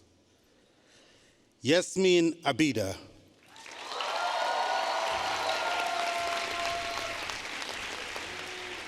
Wahad Al-Fati Ibrahim.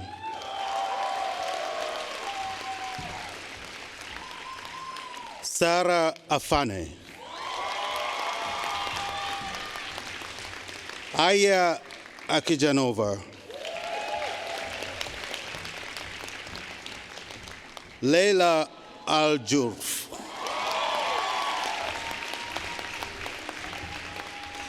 Hire Hassan Mohammed Alwahi.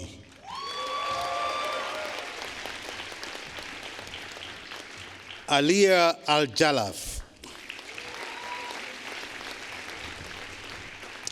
Hadil Al-Mubarak.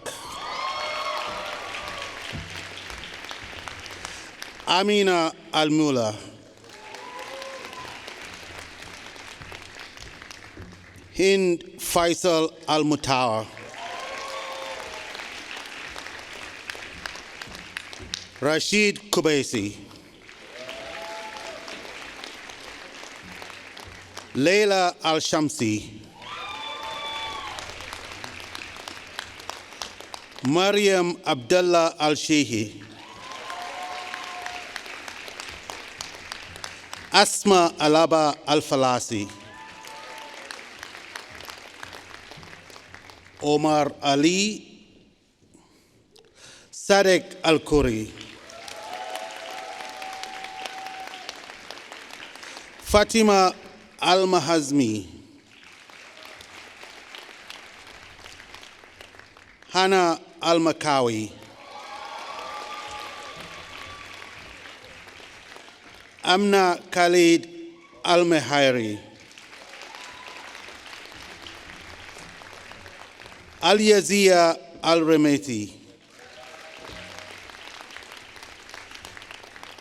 Lamia Al-Sawale Al-Shehi. Lin Al-Yamahi. Hala Arikat. Serena Maurice Arnita. Tala Asiri. Adam Atala. Matawi bint Faisal Balaid. Kenza Benchekrun. Anna Blatnik. Oscar Bray. Emily Broad. Dewang Bakshi. Yuki Chu. Adele Bia Sipste. Mary Collins. Korno Dasgupta. Tamogna Day. Lina Leo Al-Ajab.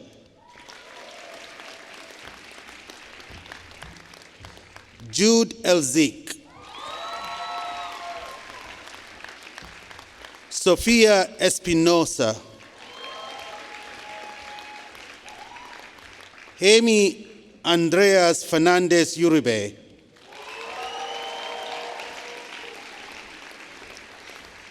Antonio Galich.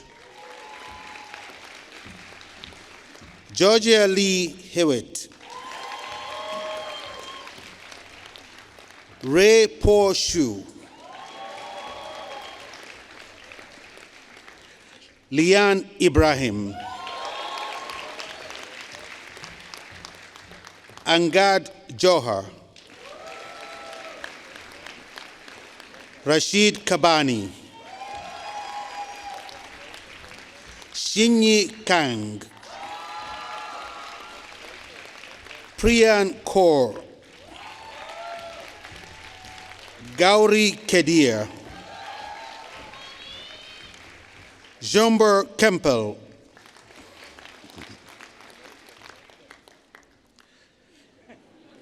Yershin Kim.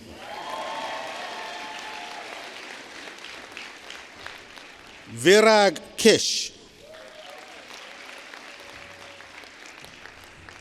Asal Kularatna.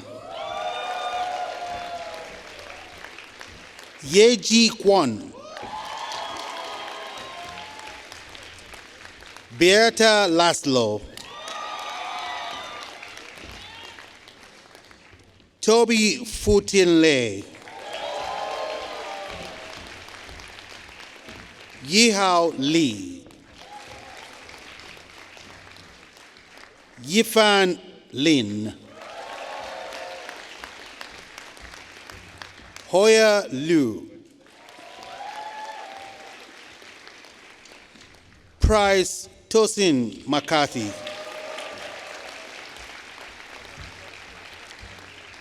Caspar Joachim Madejek,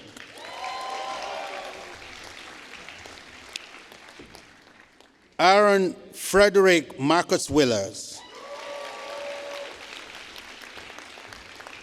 William Mlekosh, Naima Mohammed Sagar, Enid Molel, Victoria Mondelo, Sara Monsalves Lopera, Tushara Nalakumar Srilata,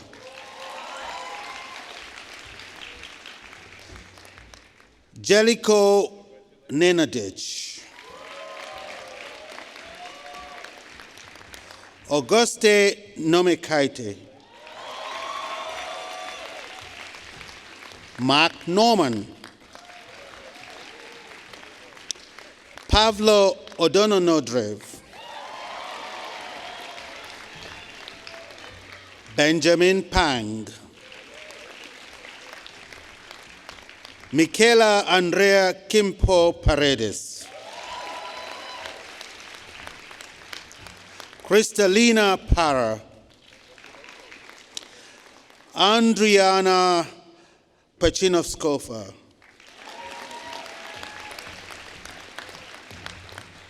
Yana Pochakova, Andrew Riyad,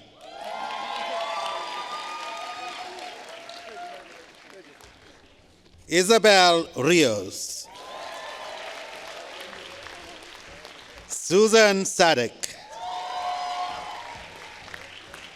Ophelia Semtner,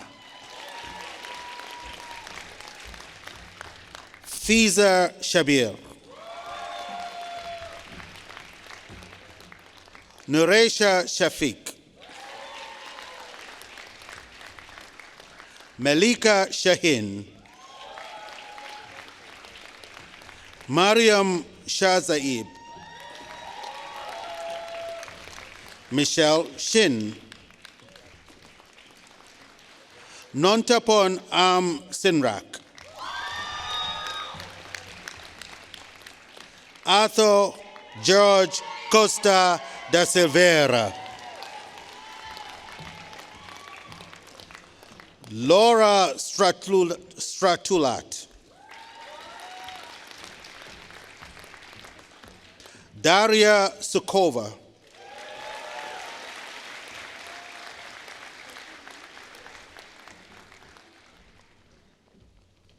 Banya Sun,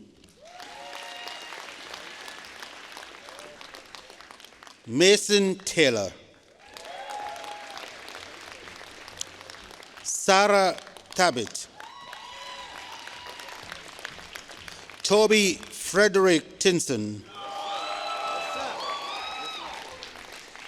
Katrin Todorova, Carol Wan, Amina Yaya,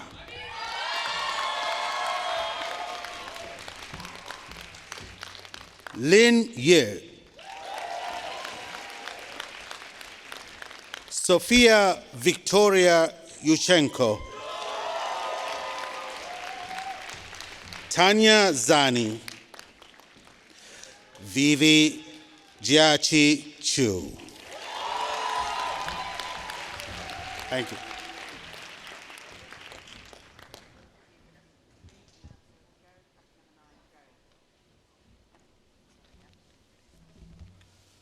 Samar Madanat, Dean of Engineering. President Hamilton, Vice Chancellor Westermann, I'm honored to present to you the candidates for the bachelor's degree in engineering. Hessa Alabbas.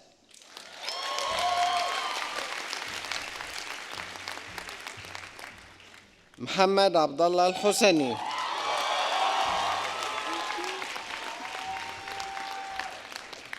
Adam Ali Hassan. Saoud Muhammad Al-Mansouri. Ahmed Al-Muhtadi.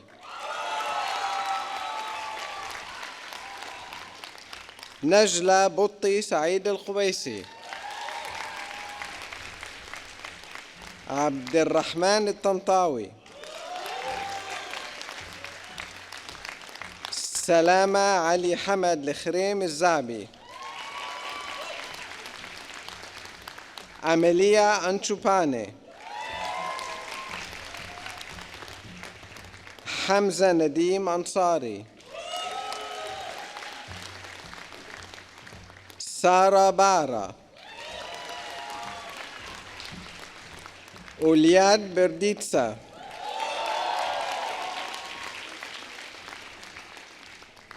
صوفيا شافيل دستماني.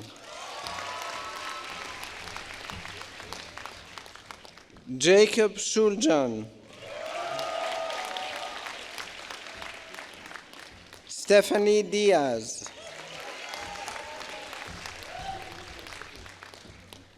أحمد أدهم الأشوح. زياد الكمة.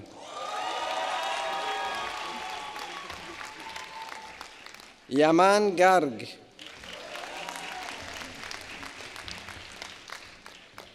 شهير حيدار. يوسف أموتايو جيمو.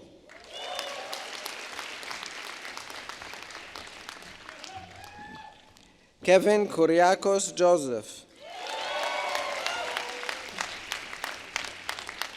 ذواني كاكار. ماريا خوري. روشن كولار.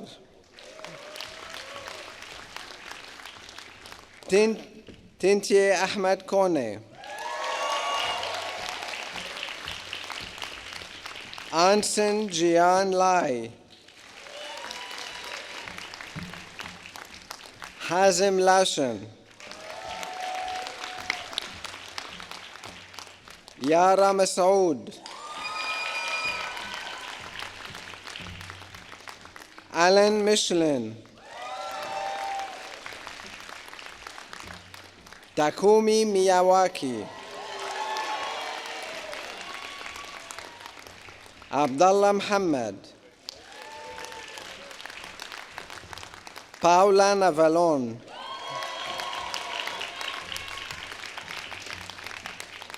Cornelius Ochere. Vera Petrova. Martina Piasek. Fatma Rida. Ahmed Salous. Aisha Samir. Yehowahi Seikan. Mariano Alberto Utrera Maldonado.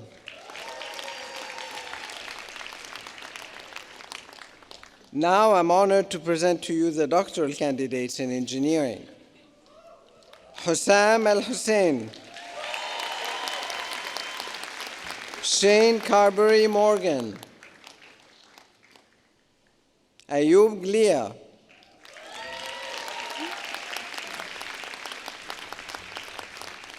Nimisha Limaye. Aisha Sarkar.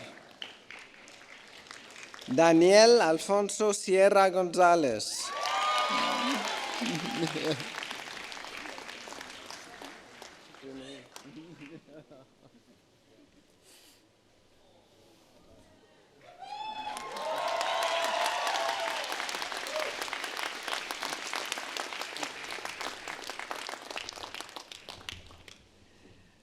Navajit Singh Baban.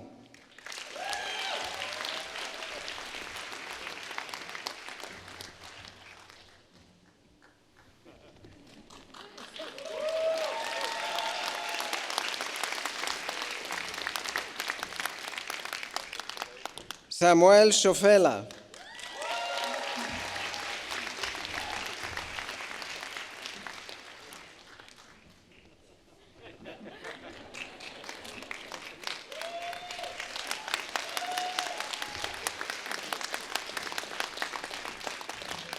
Jayun Sun. Congratulations to all the graduates.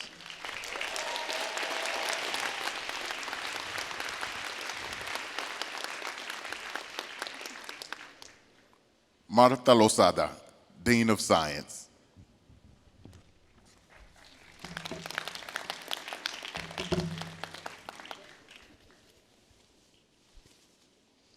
President Hamilton, Vice Chancellor Westermann, I'm honored to present to you the candidates for the bachelor's degree in science. Noor Abdelmonaim. Iham Adawi. Gideon Akosa. Pauline Alfonso Alcocer Chong. Mansour Al-Khabtari.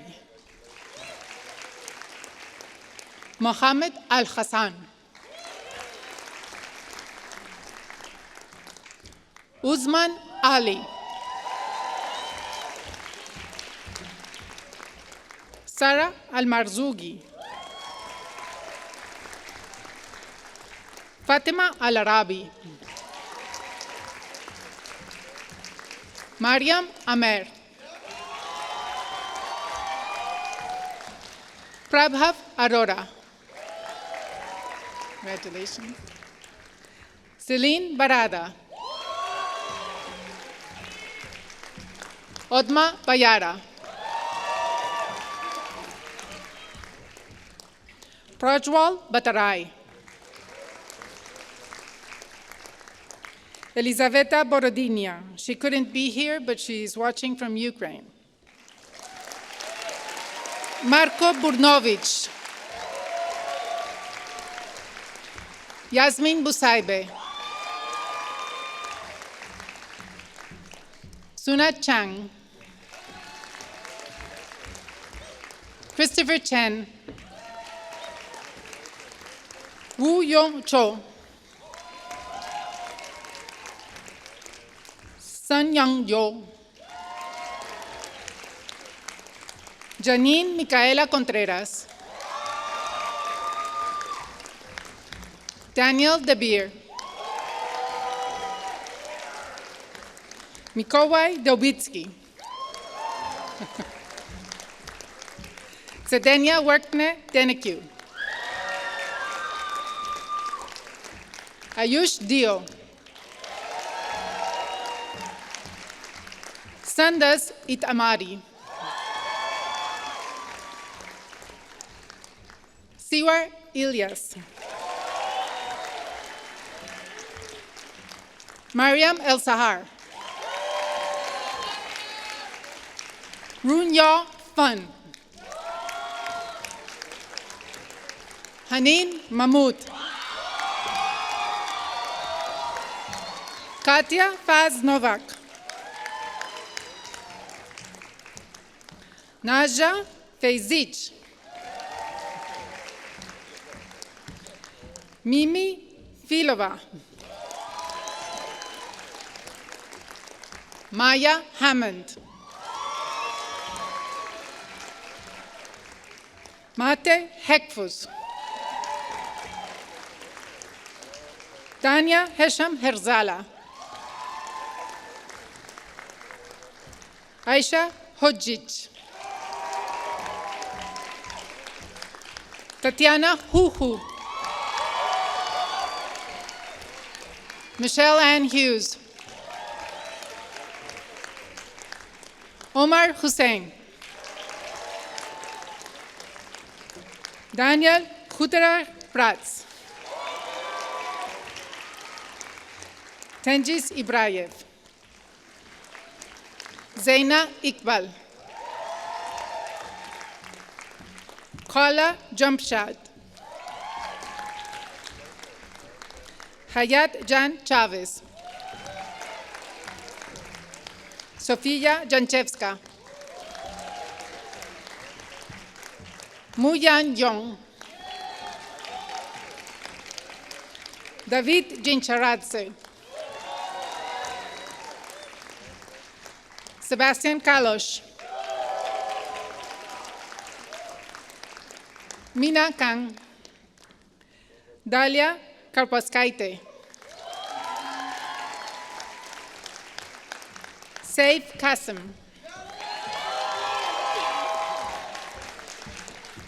Mariam Khalili.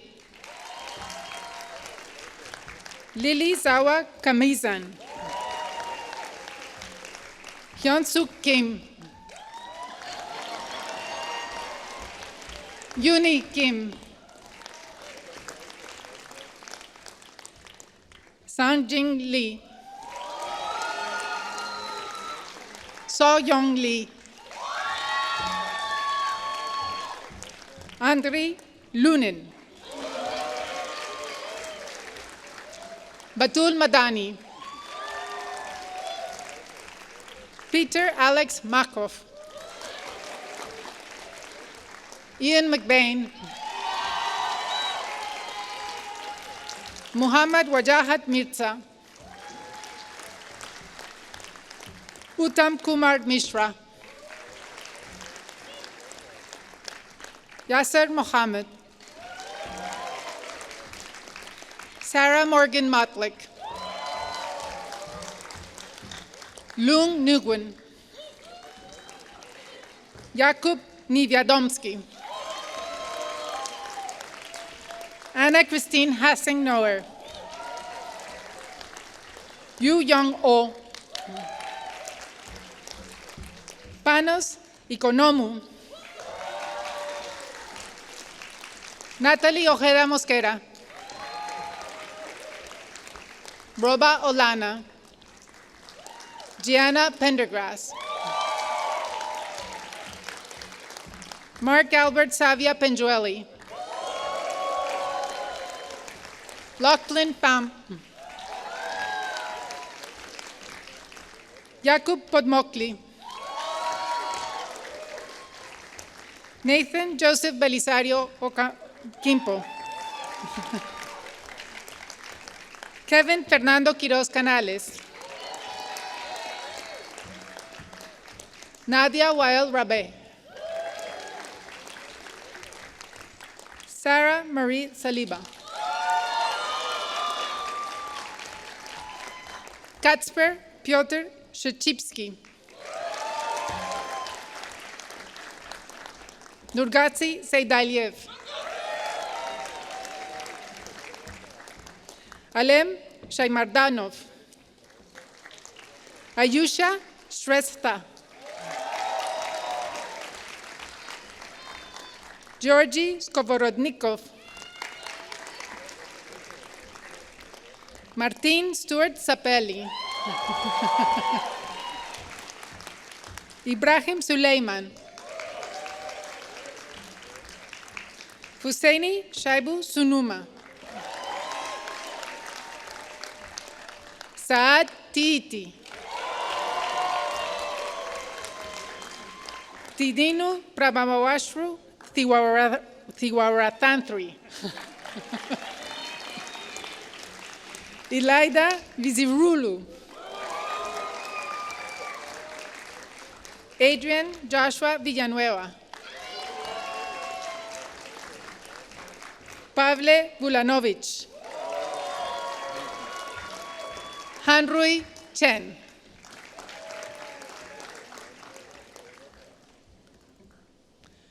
Now, I am honored to present to you the doctoral candidates in science. Wael Abdarrabu, Maria Al-Handawi,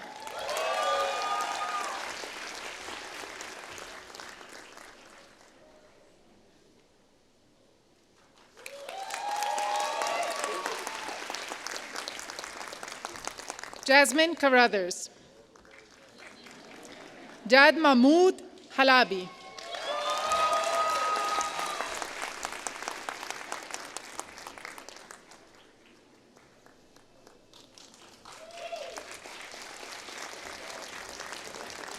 Shanila Hussain,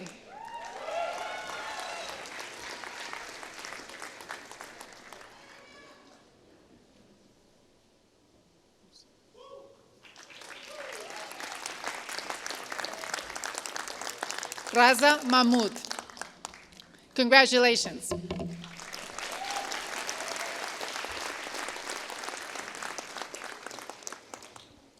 Paula England, Dean of Social Science.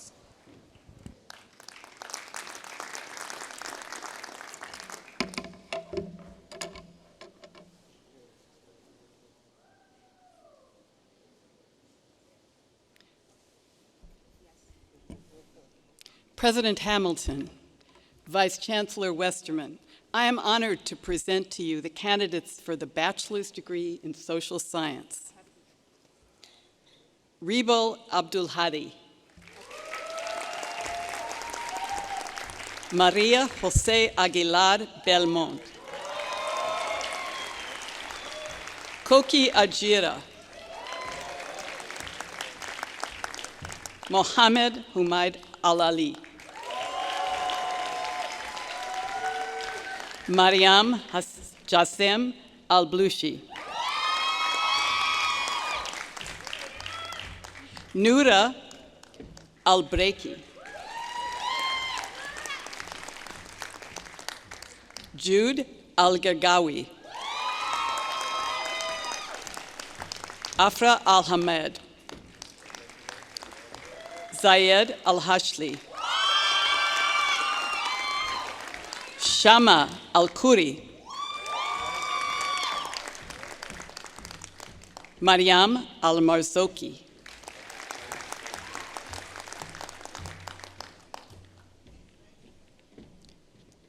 Saras Saeed Al-Zabi,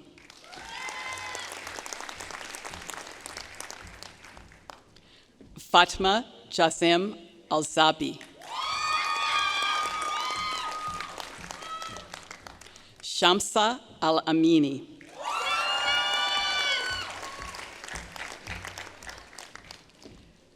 Mazen Al-Ansari,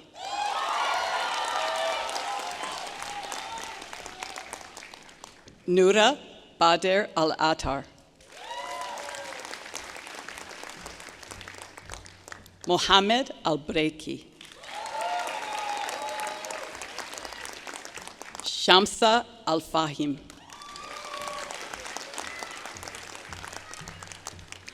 Fahad Abdullah Al-Hosani,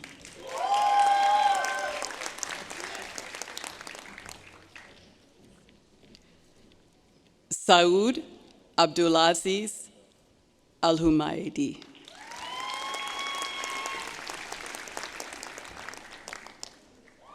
Sara Ali Sawi,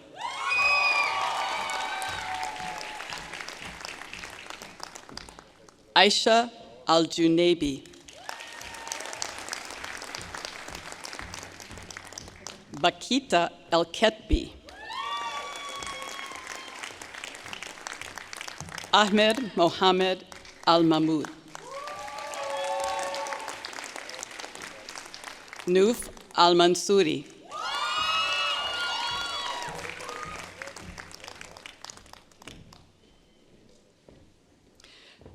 Mansour Al-Marogi,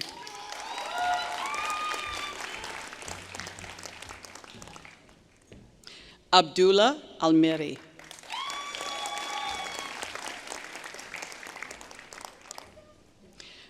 Mosa Al-Meheri,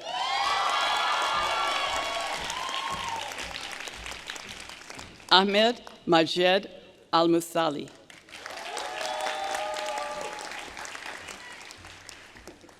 Mahmoud Al-Qadi.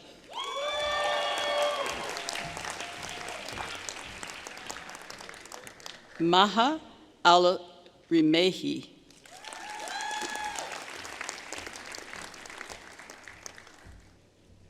Shama Al-Rumehdi.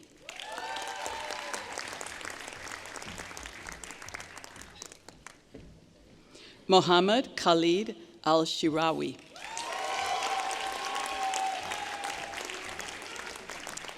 Asma Al-Zaruni.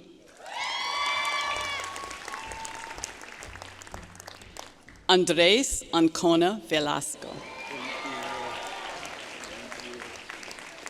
Suman Ansari.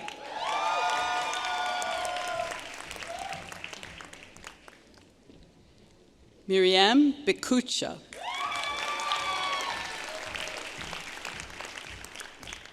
Minda Belete.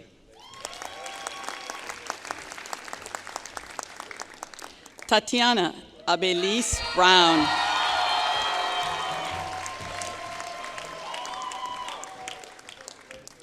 Gianluca Francesco Campanile. Senna Shawa. Li Cheng. Sun Hua Cho.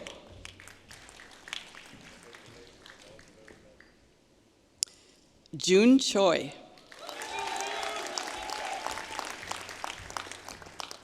Muhammad Daniel.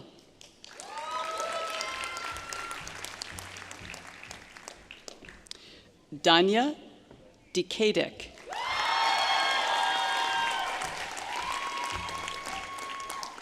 Kelta Ditzmane.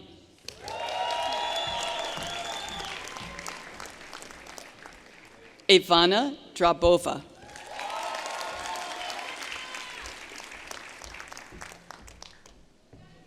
Nur Habib Itamadi.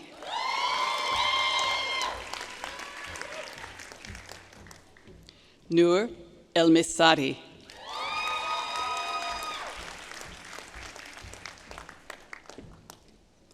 Chisum Ezefemilu.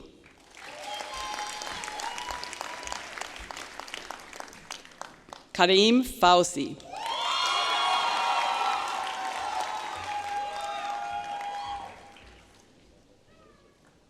Savion Mikel Yan Garcia.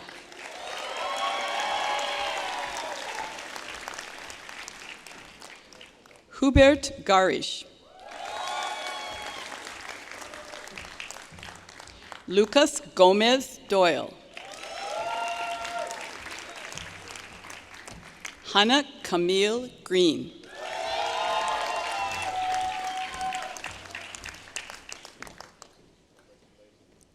Leroy Guantai. Matthew Gubbins.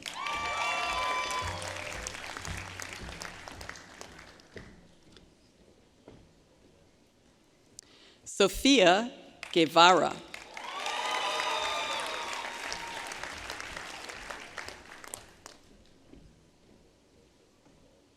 Maria Gulzar Sharifullah.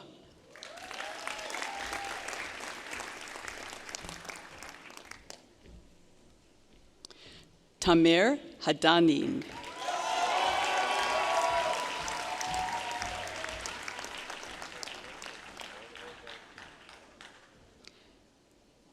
Asa Eriain Hamdani Hussein.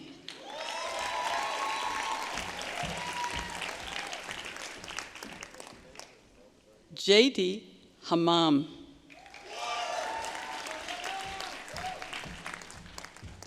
Moise Hassan.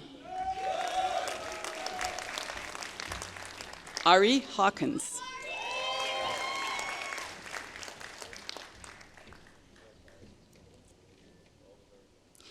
Rina Hirahiwa. Matthew Holmes. Kyle Leon Hudson.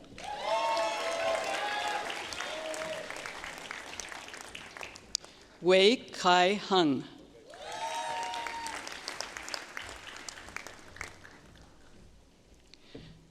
Suhyun Huangbo.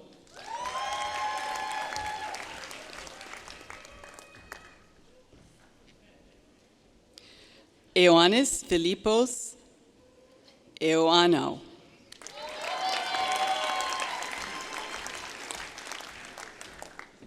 Pavan Jaini.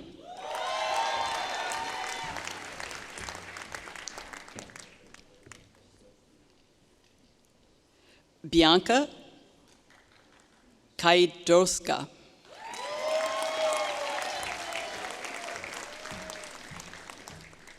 Ji Hoon Kim. Katerina Korobkova.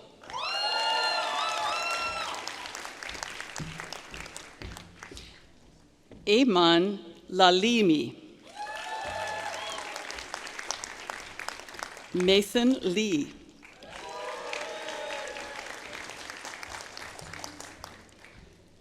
Anatoly Lema. Yuan Lewis.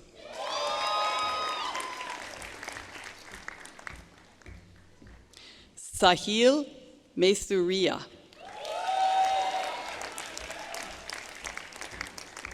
Leonardo Leone Manso.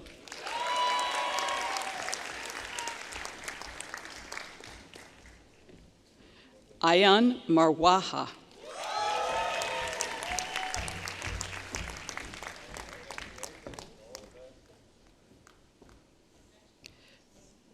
Fivos Mavridas. Sorry. And the next person. Fanisi Mumbozi.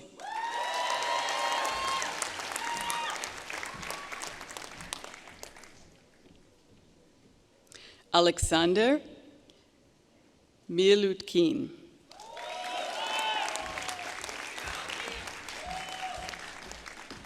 Mirela Minkova.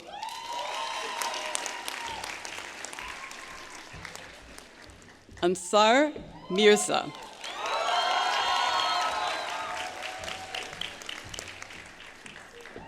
Musira Mogis.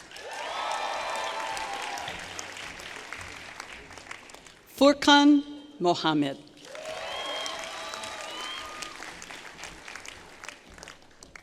Giovanna Montero de Sa.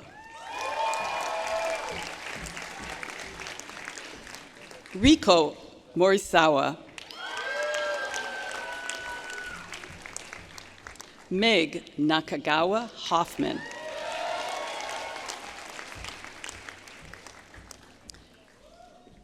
Yoon Kyun Nam.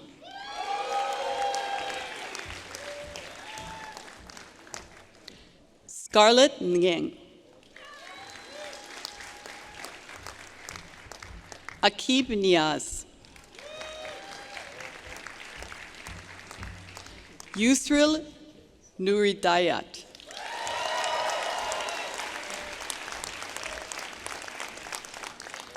Alia Osman.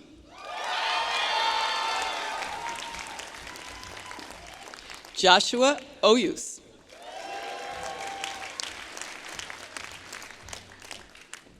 Nicole Antonella Parodi Schneider. Lex Perrier. Anna Pustovi.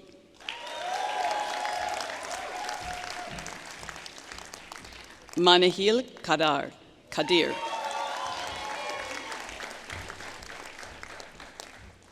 Victor Manuel Quinones.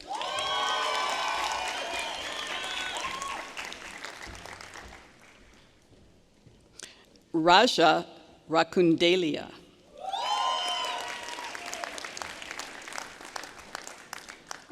Nada Reda El Karabotli.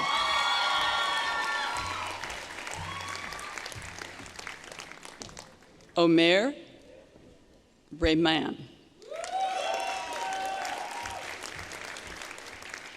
Carlos Andrés Riofrio Espinosa.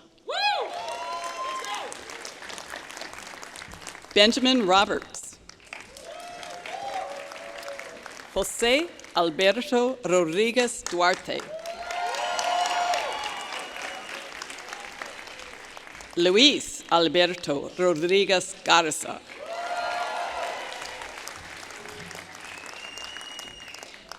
Ines Santos.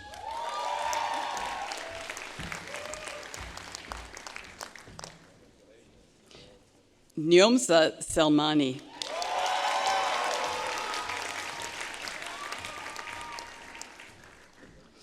Elena Septovska.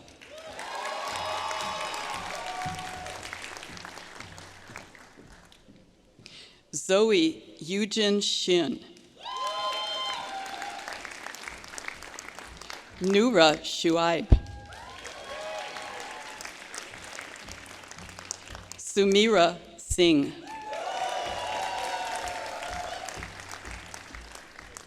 Malia Summers. Ming Itam.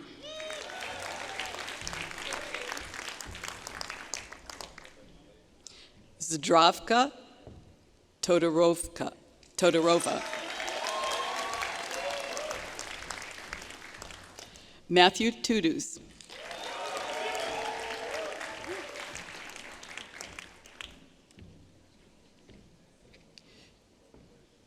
Ubudai Tayaji.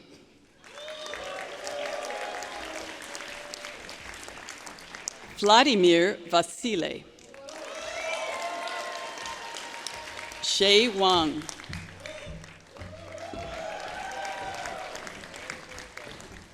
Maya Wilbrink.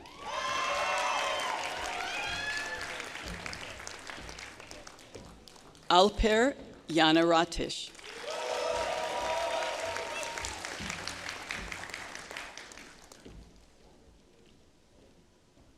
Monica Young.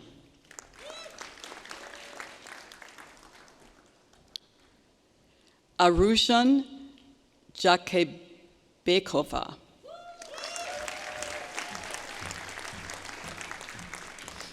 Now I'm honored to present to you the candidates for the master's degree.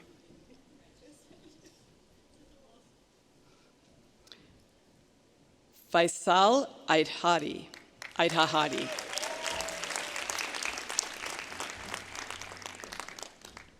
Mohammed Al-Khazraji.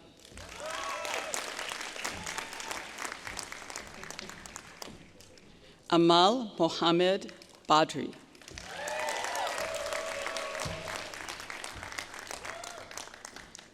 Farah El-Rafi.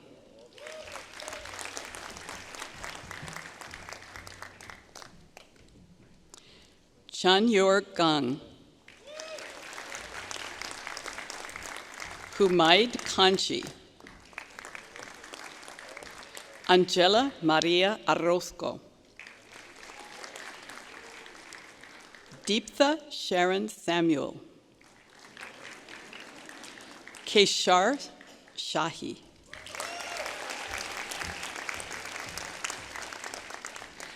Karol John Topa.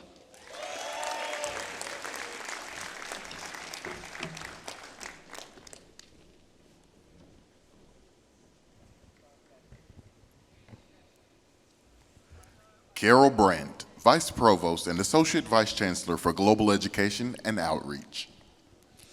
President Hamilton, Vice Chancellor Westermann, I'm honored to present to you the graduating visiting students from NYU New York and NYU Shanghai.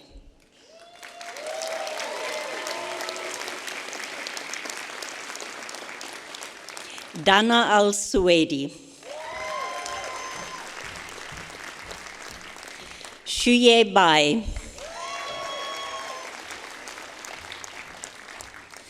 Kyla Black. Jia Yi Cheng. Shizum Ene Lama. Yanan Fei.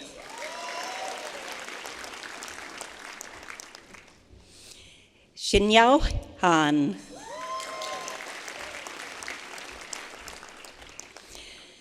Mustafa El Hussein Helali.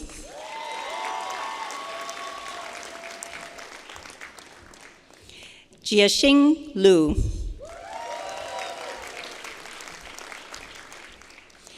Robert Malikian.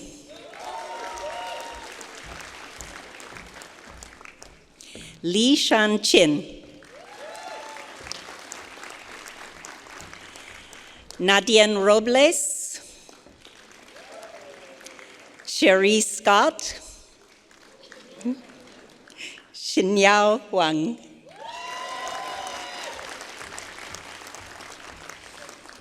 Ya Jie Shao.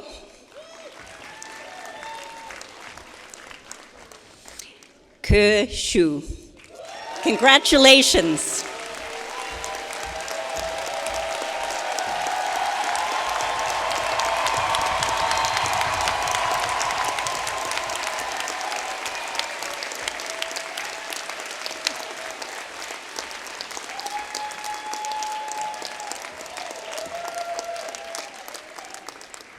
Please remember, masks must be worn over your nose and mouth at all times. Thank you. Ladies and gentlemen, Vice Provost Martin Klimke.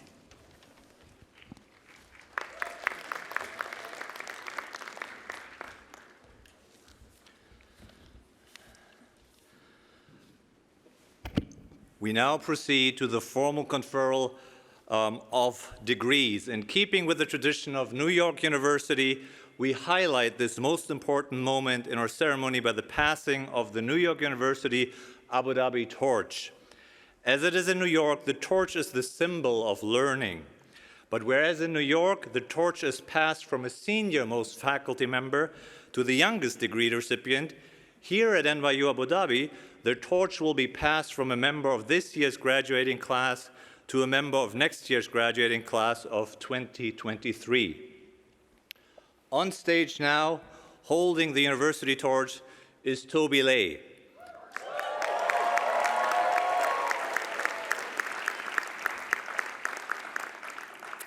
As President Hamilton confers the degrees, the torch will be passed from Toby Lay, a member of the graduating class of 2022, to Bevan Chu, a member of the class of 2023.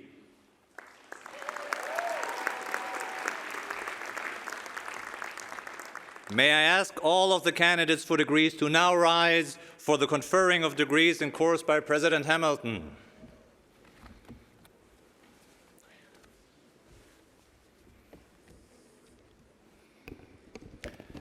Members of the NYU Abu Dhabi class of 2022, through your successful efforts as certified by the recommendations of your Vice-Chancellor, you deserve to receive this hallmark of New York University.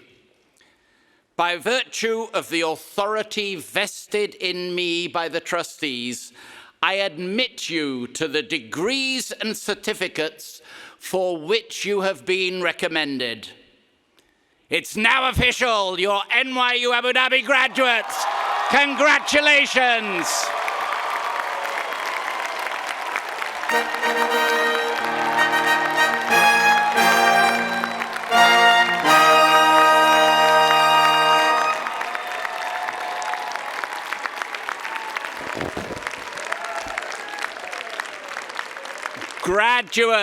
Graduates, you now join the ranks of NYU alumni who since 1831 have shared their knowledge and used their talents to benefit humanity. Congratulations to each and every one of you and best wishes.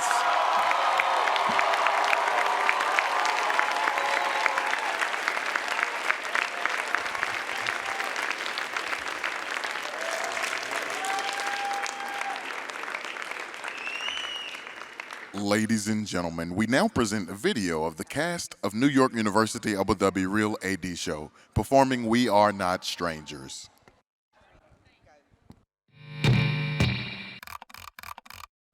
perfect. We build it up there, and we kind of like put it together. And we are rolling. Hey, class of 2022. The last 4 years have been a blur, full of unexpected ups and downs. But we've made so many memories together that are going to last us a lifetime. So remember, no matter where you go, we are not strangers.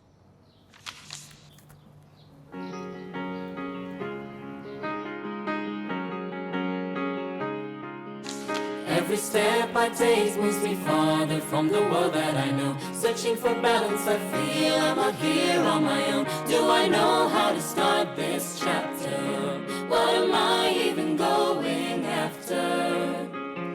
If the world is different, why should we stay the same? What can we gain if we're not open to change? Open to new minds, new ways, new pace, a new day. We've got to move forward, it's the only way. We take a stance, take a chance, take one step and then another. The world's ours. We are not strangers, not strangers. We see the same moon, feel the same sun, and when we wake up we'll recognize we are not. If tomorrow's coming, how should we spend today? How can we celebrate our lives with every choice that we make? Open new doors, our eyes within, and decide to leave the walls we created behind. We'll make a mark like the dark, take one step and then another. The world's ours. We are not strangers, not strangers. I can hear it, the song that tomorrow sings. I will not fear it, I am here and I'm listening. I will learn to adapt to adaptation. Revel in revelation. This is how we'll generate our generation. We are not strangers, not strangers. We see the same moon, feel the same sun, and when we wake up we'll recognize we are not strangers, not strangers, not strangers, not strangers.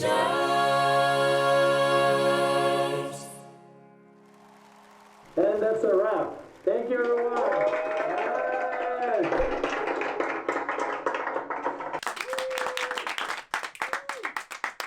Thank you. Yes, man. Good stuff. Put it on 21. If tomorrow is coming, how should we spend the day? I messed up the lyrics, I'm so sorry. Good. Awesome. So cute. Yes.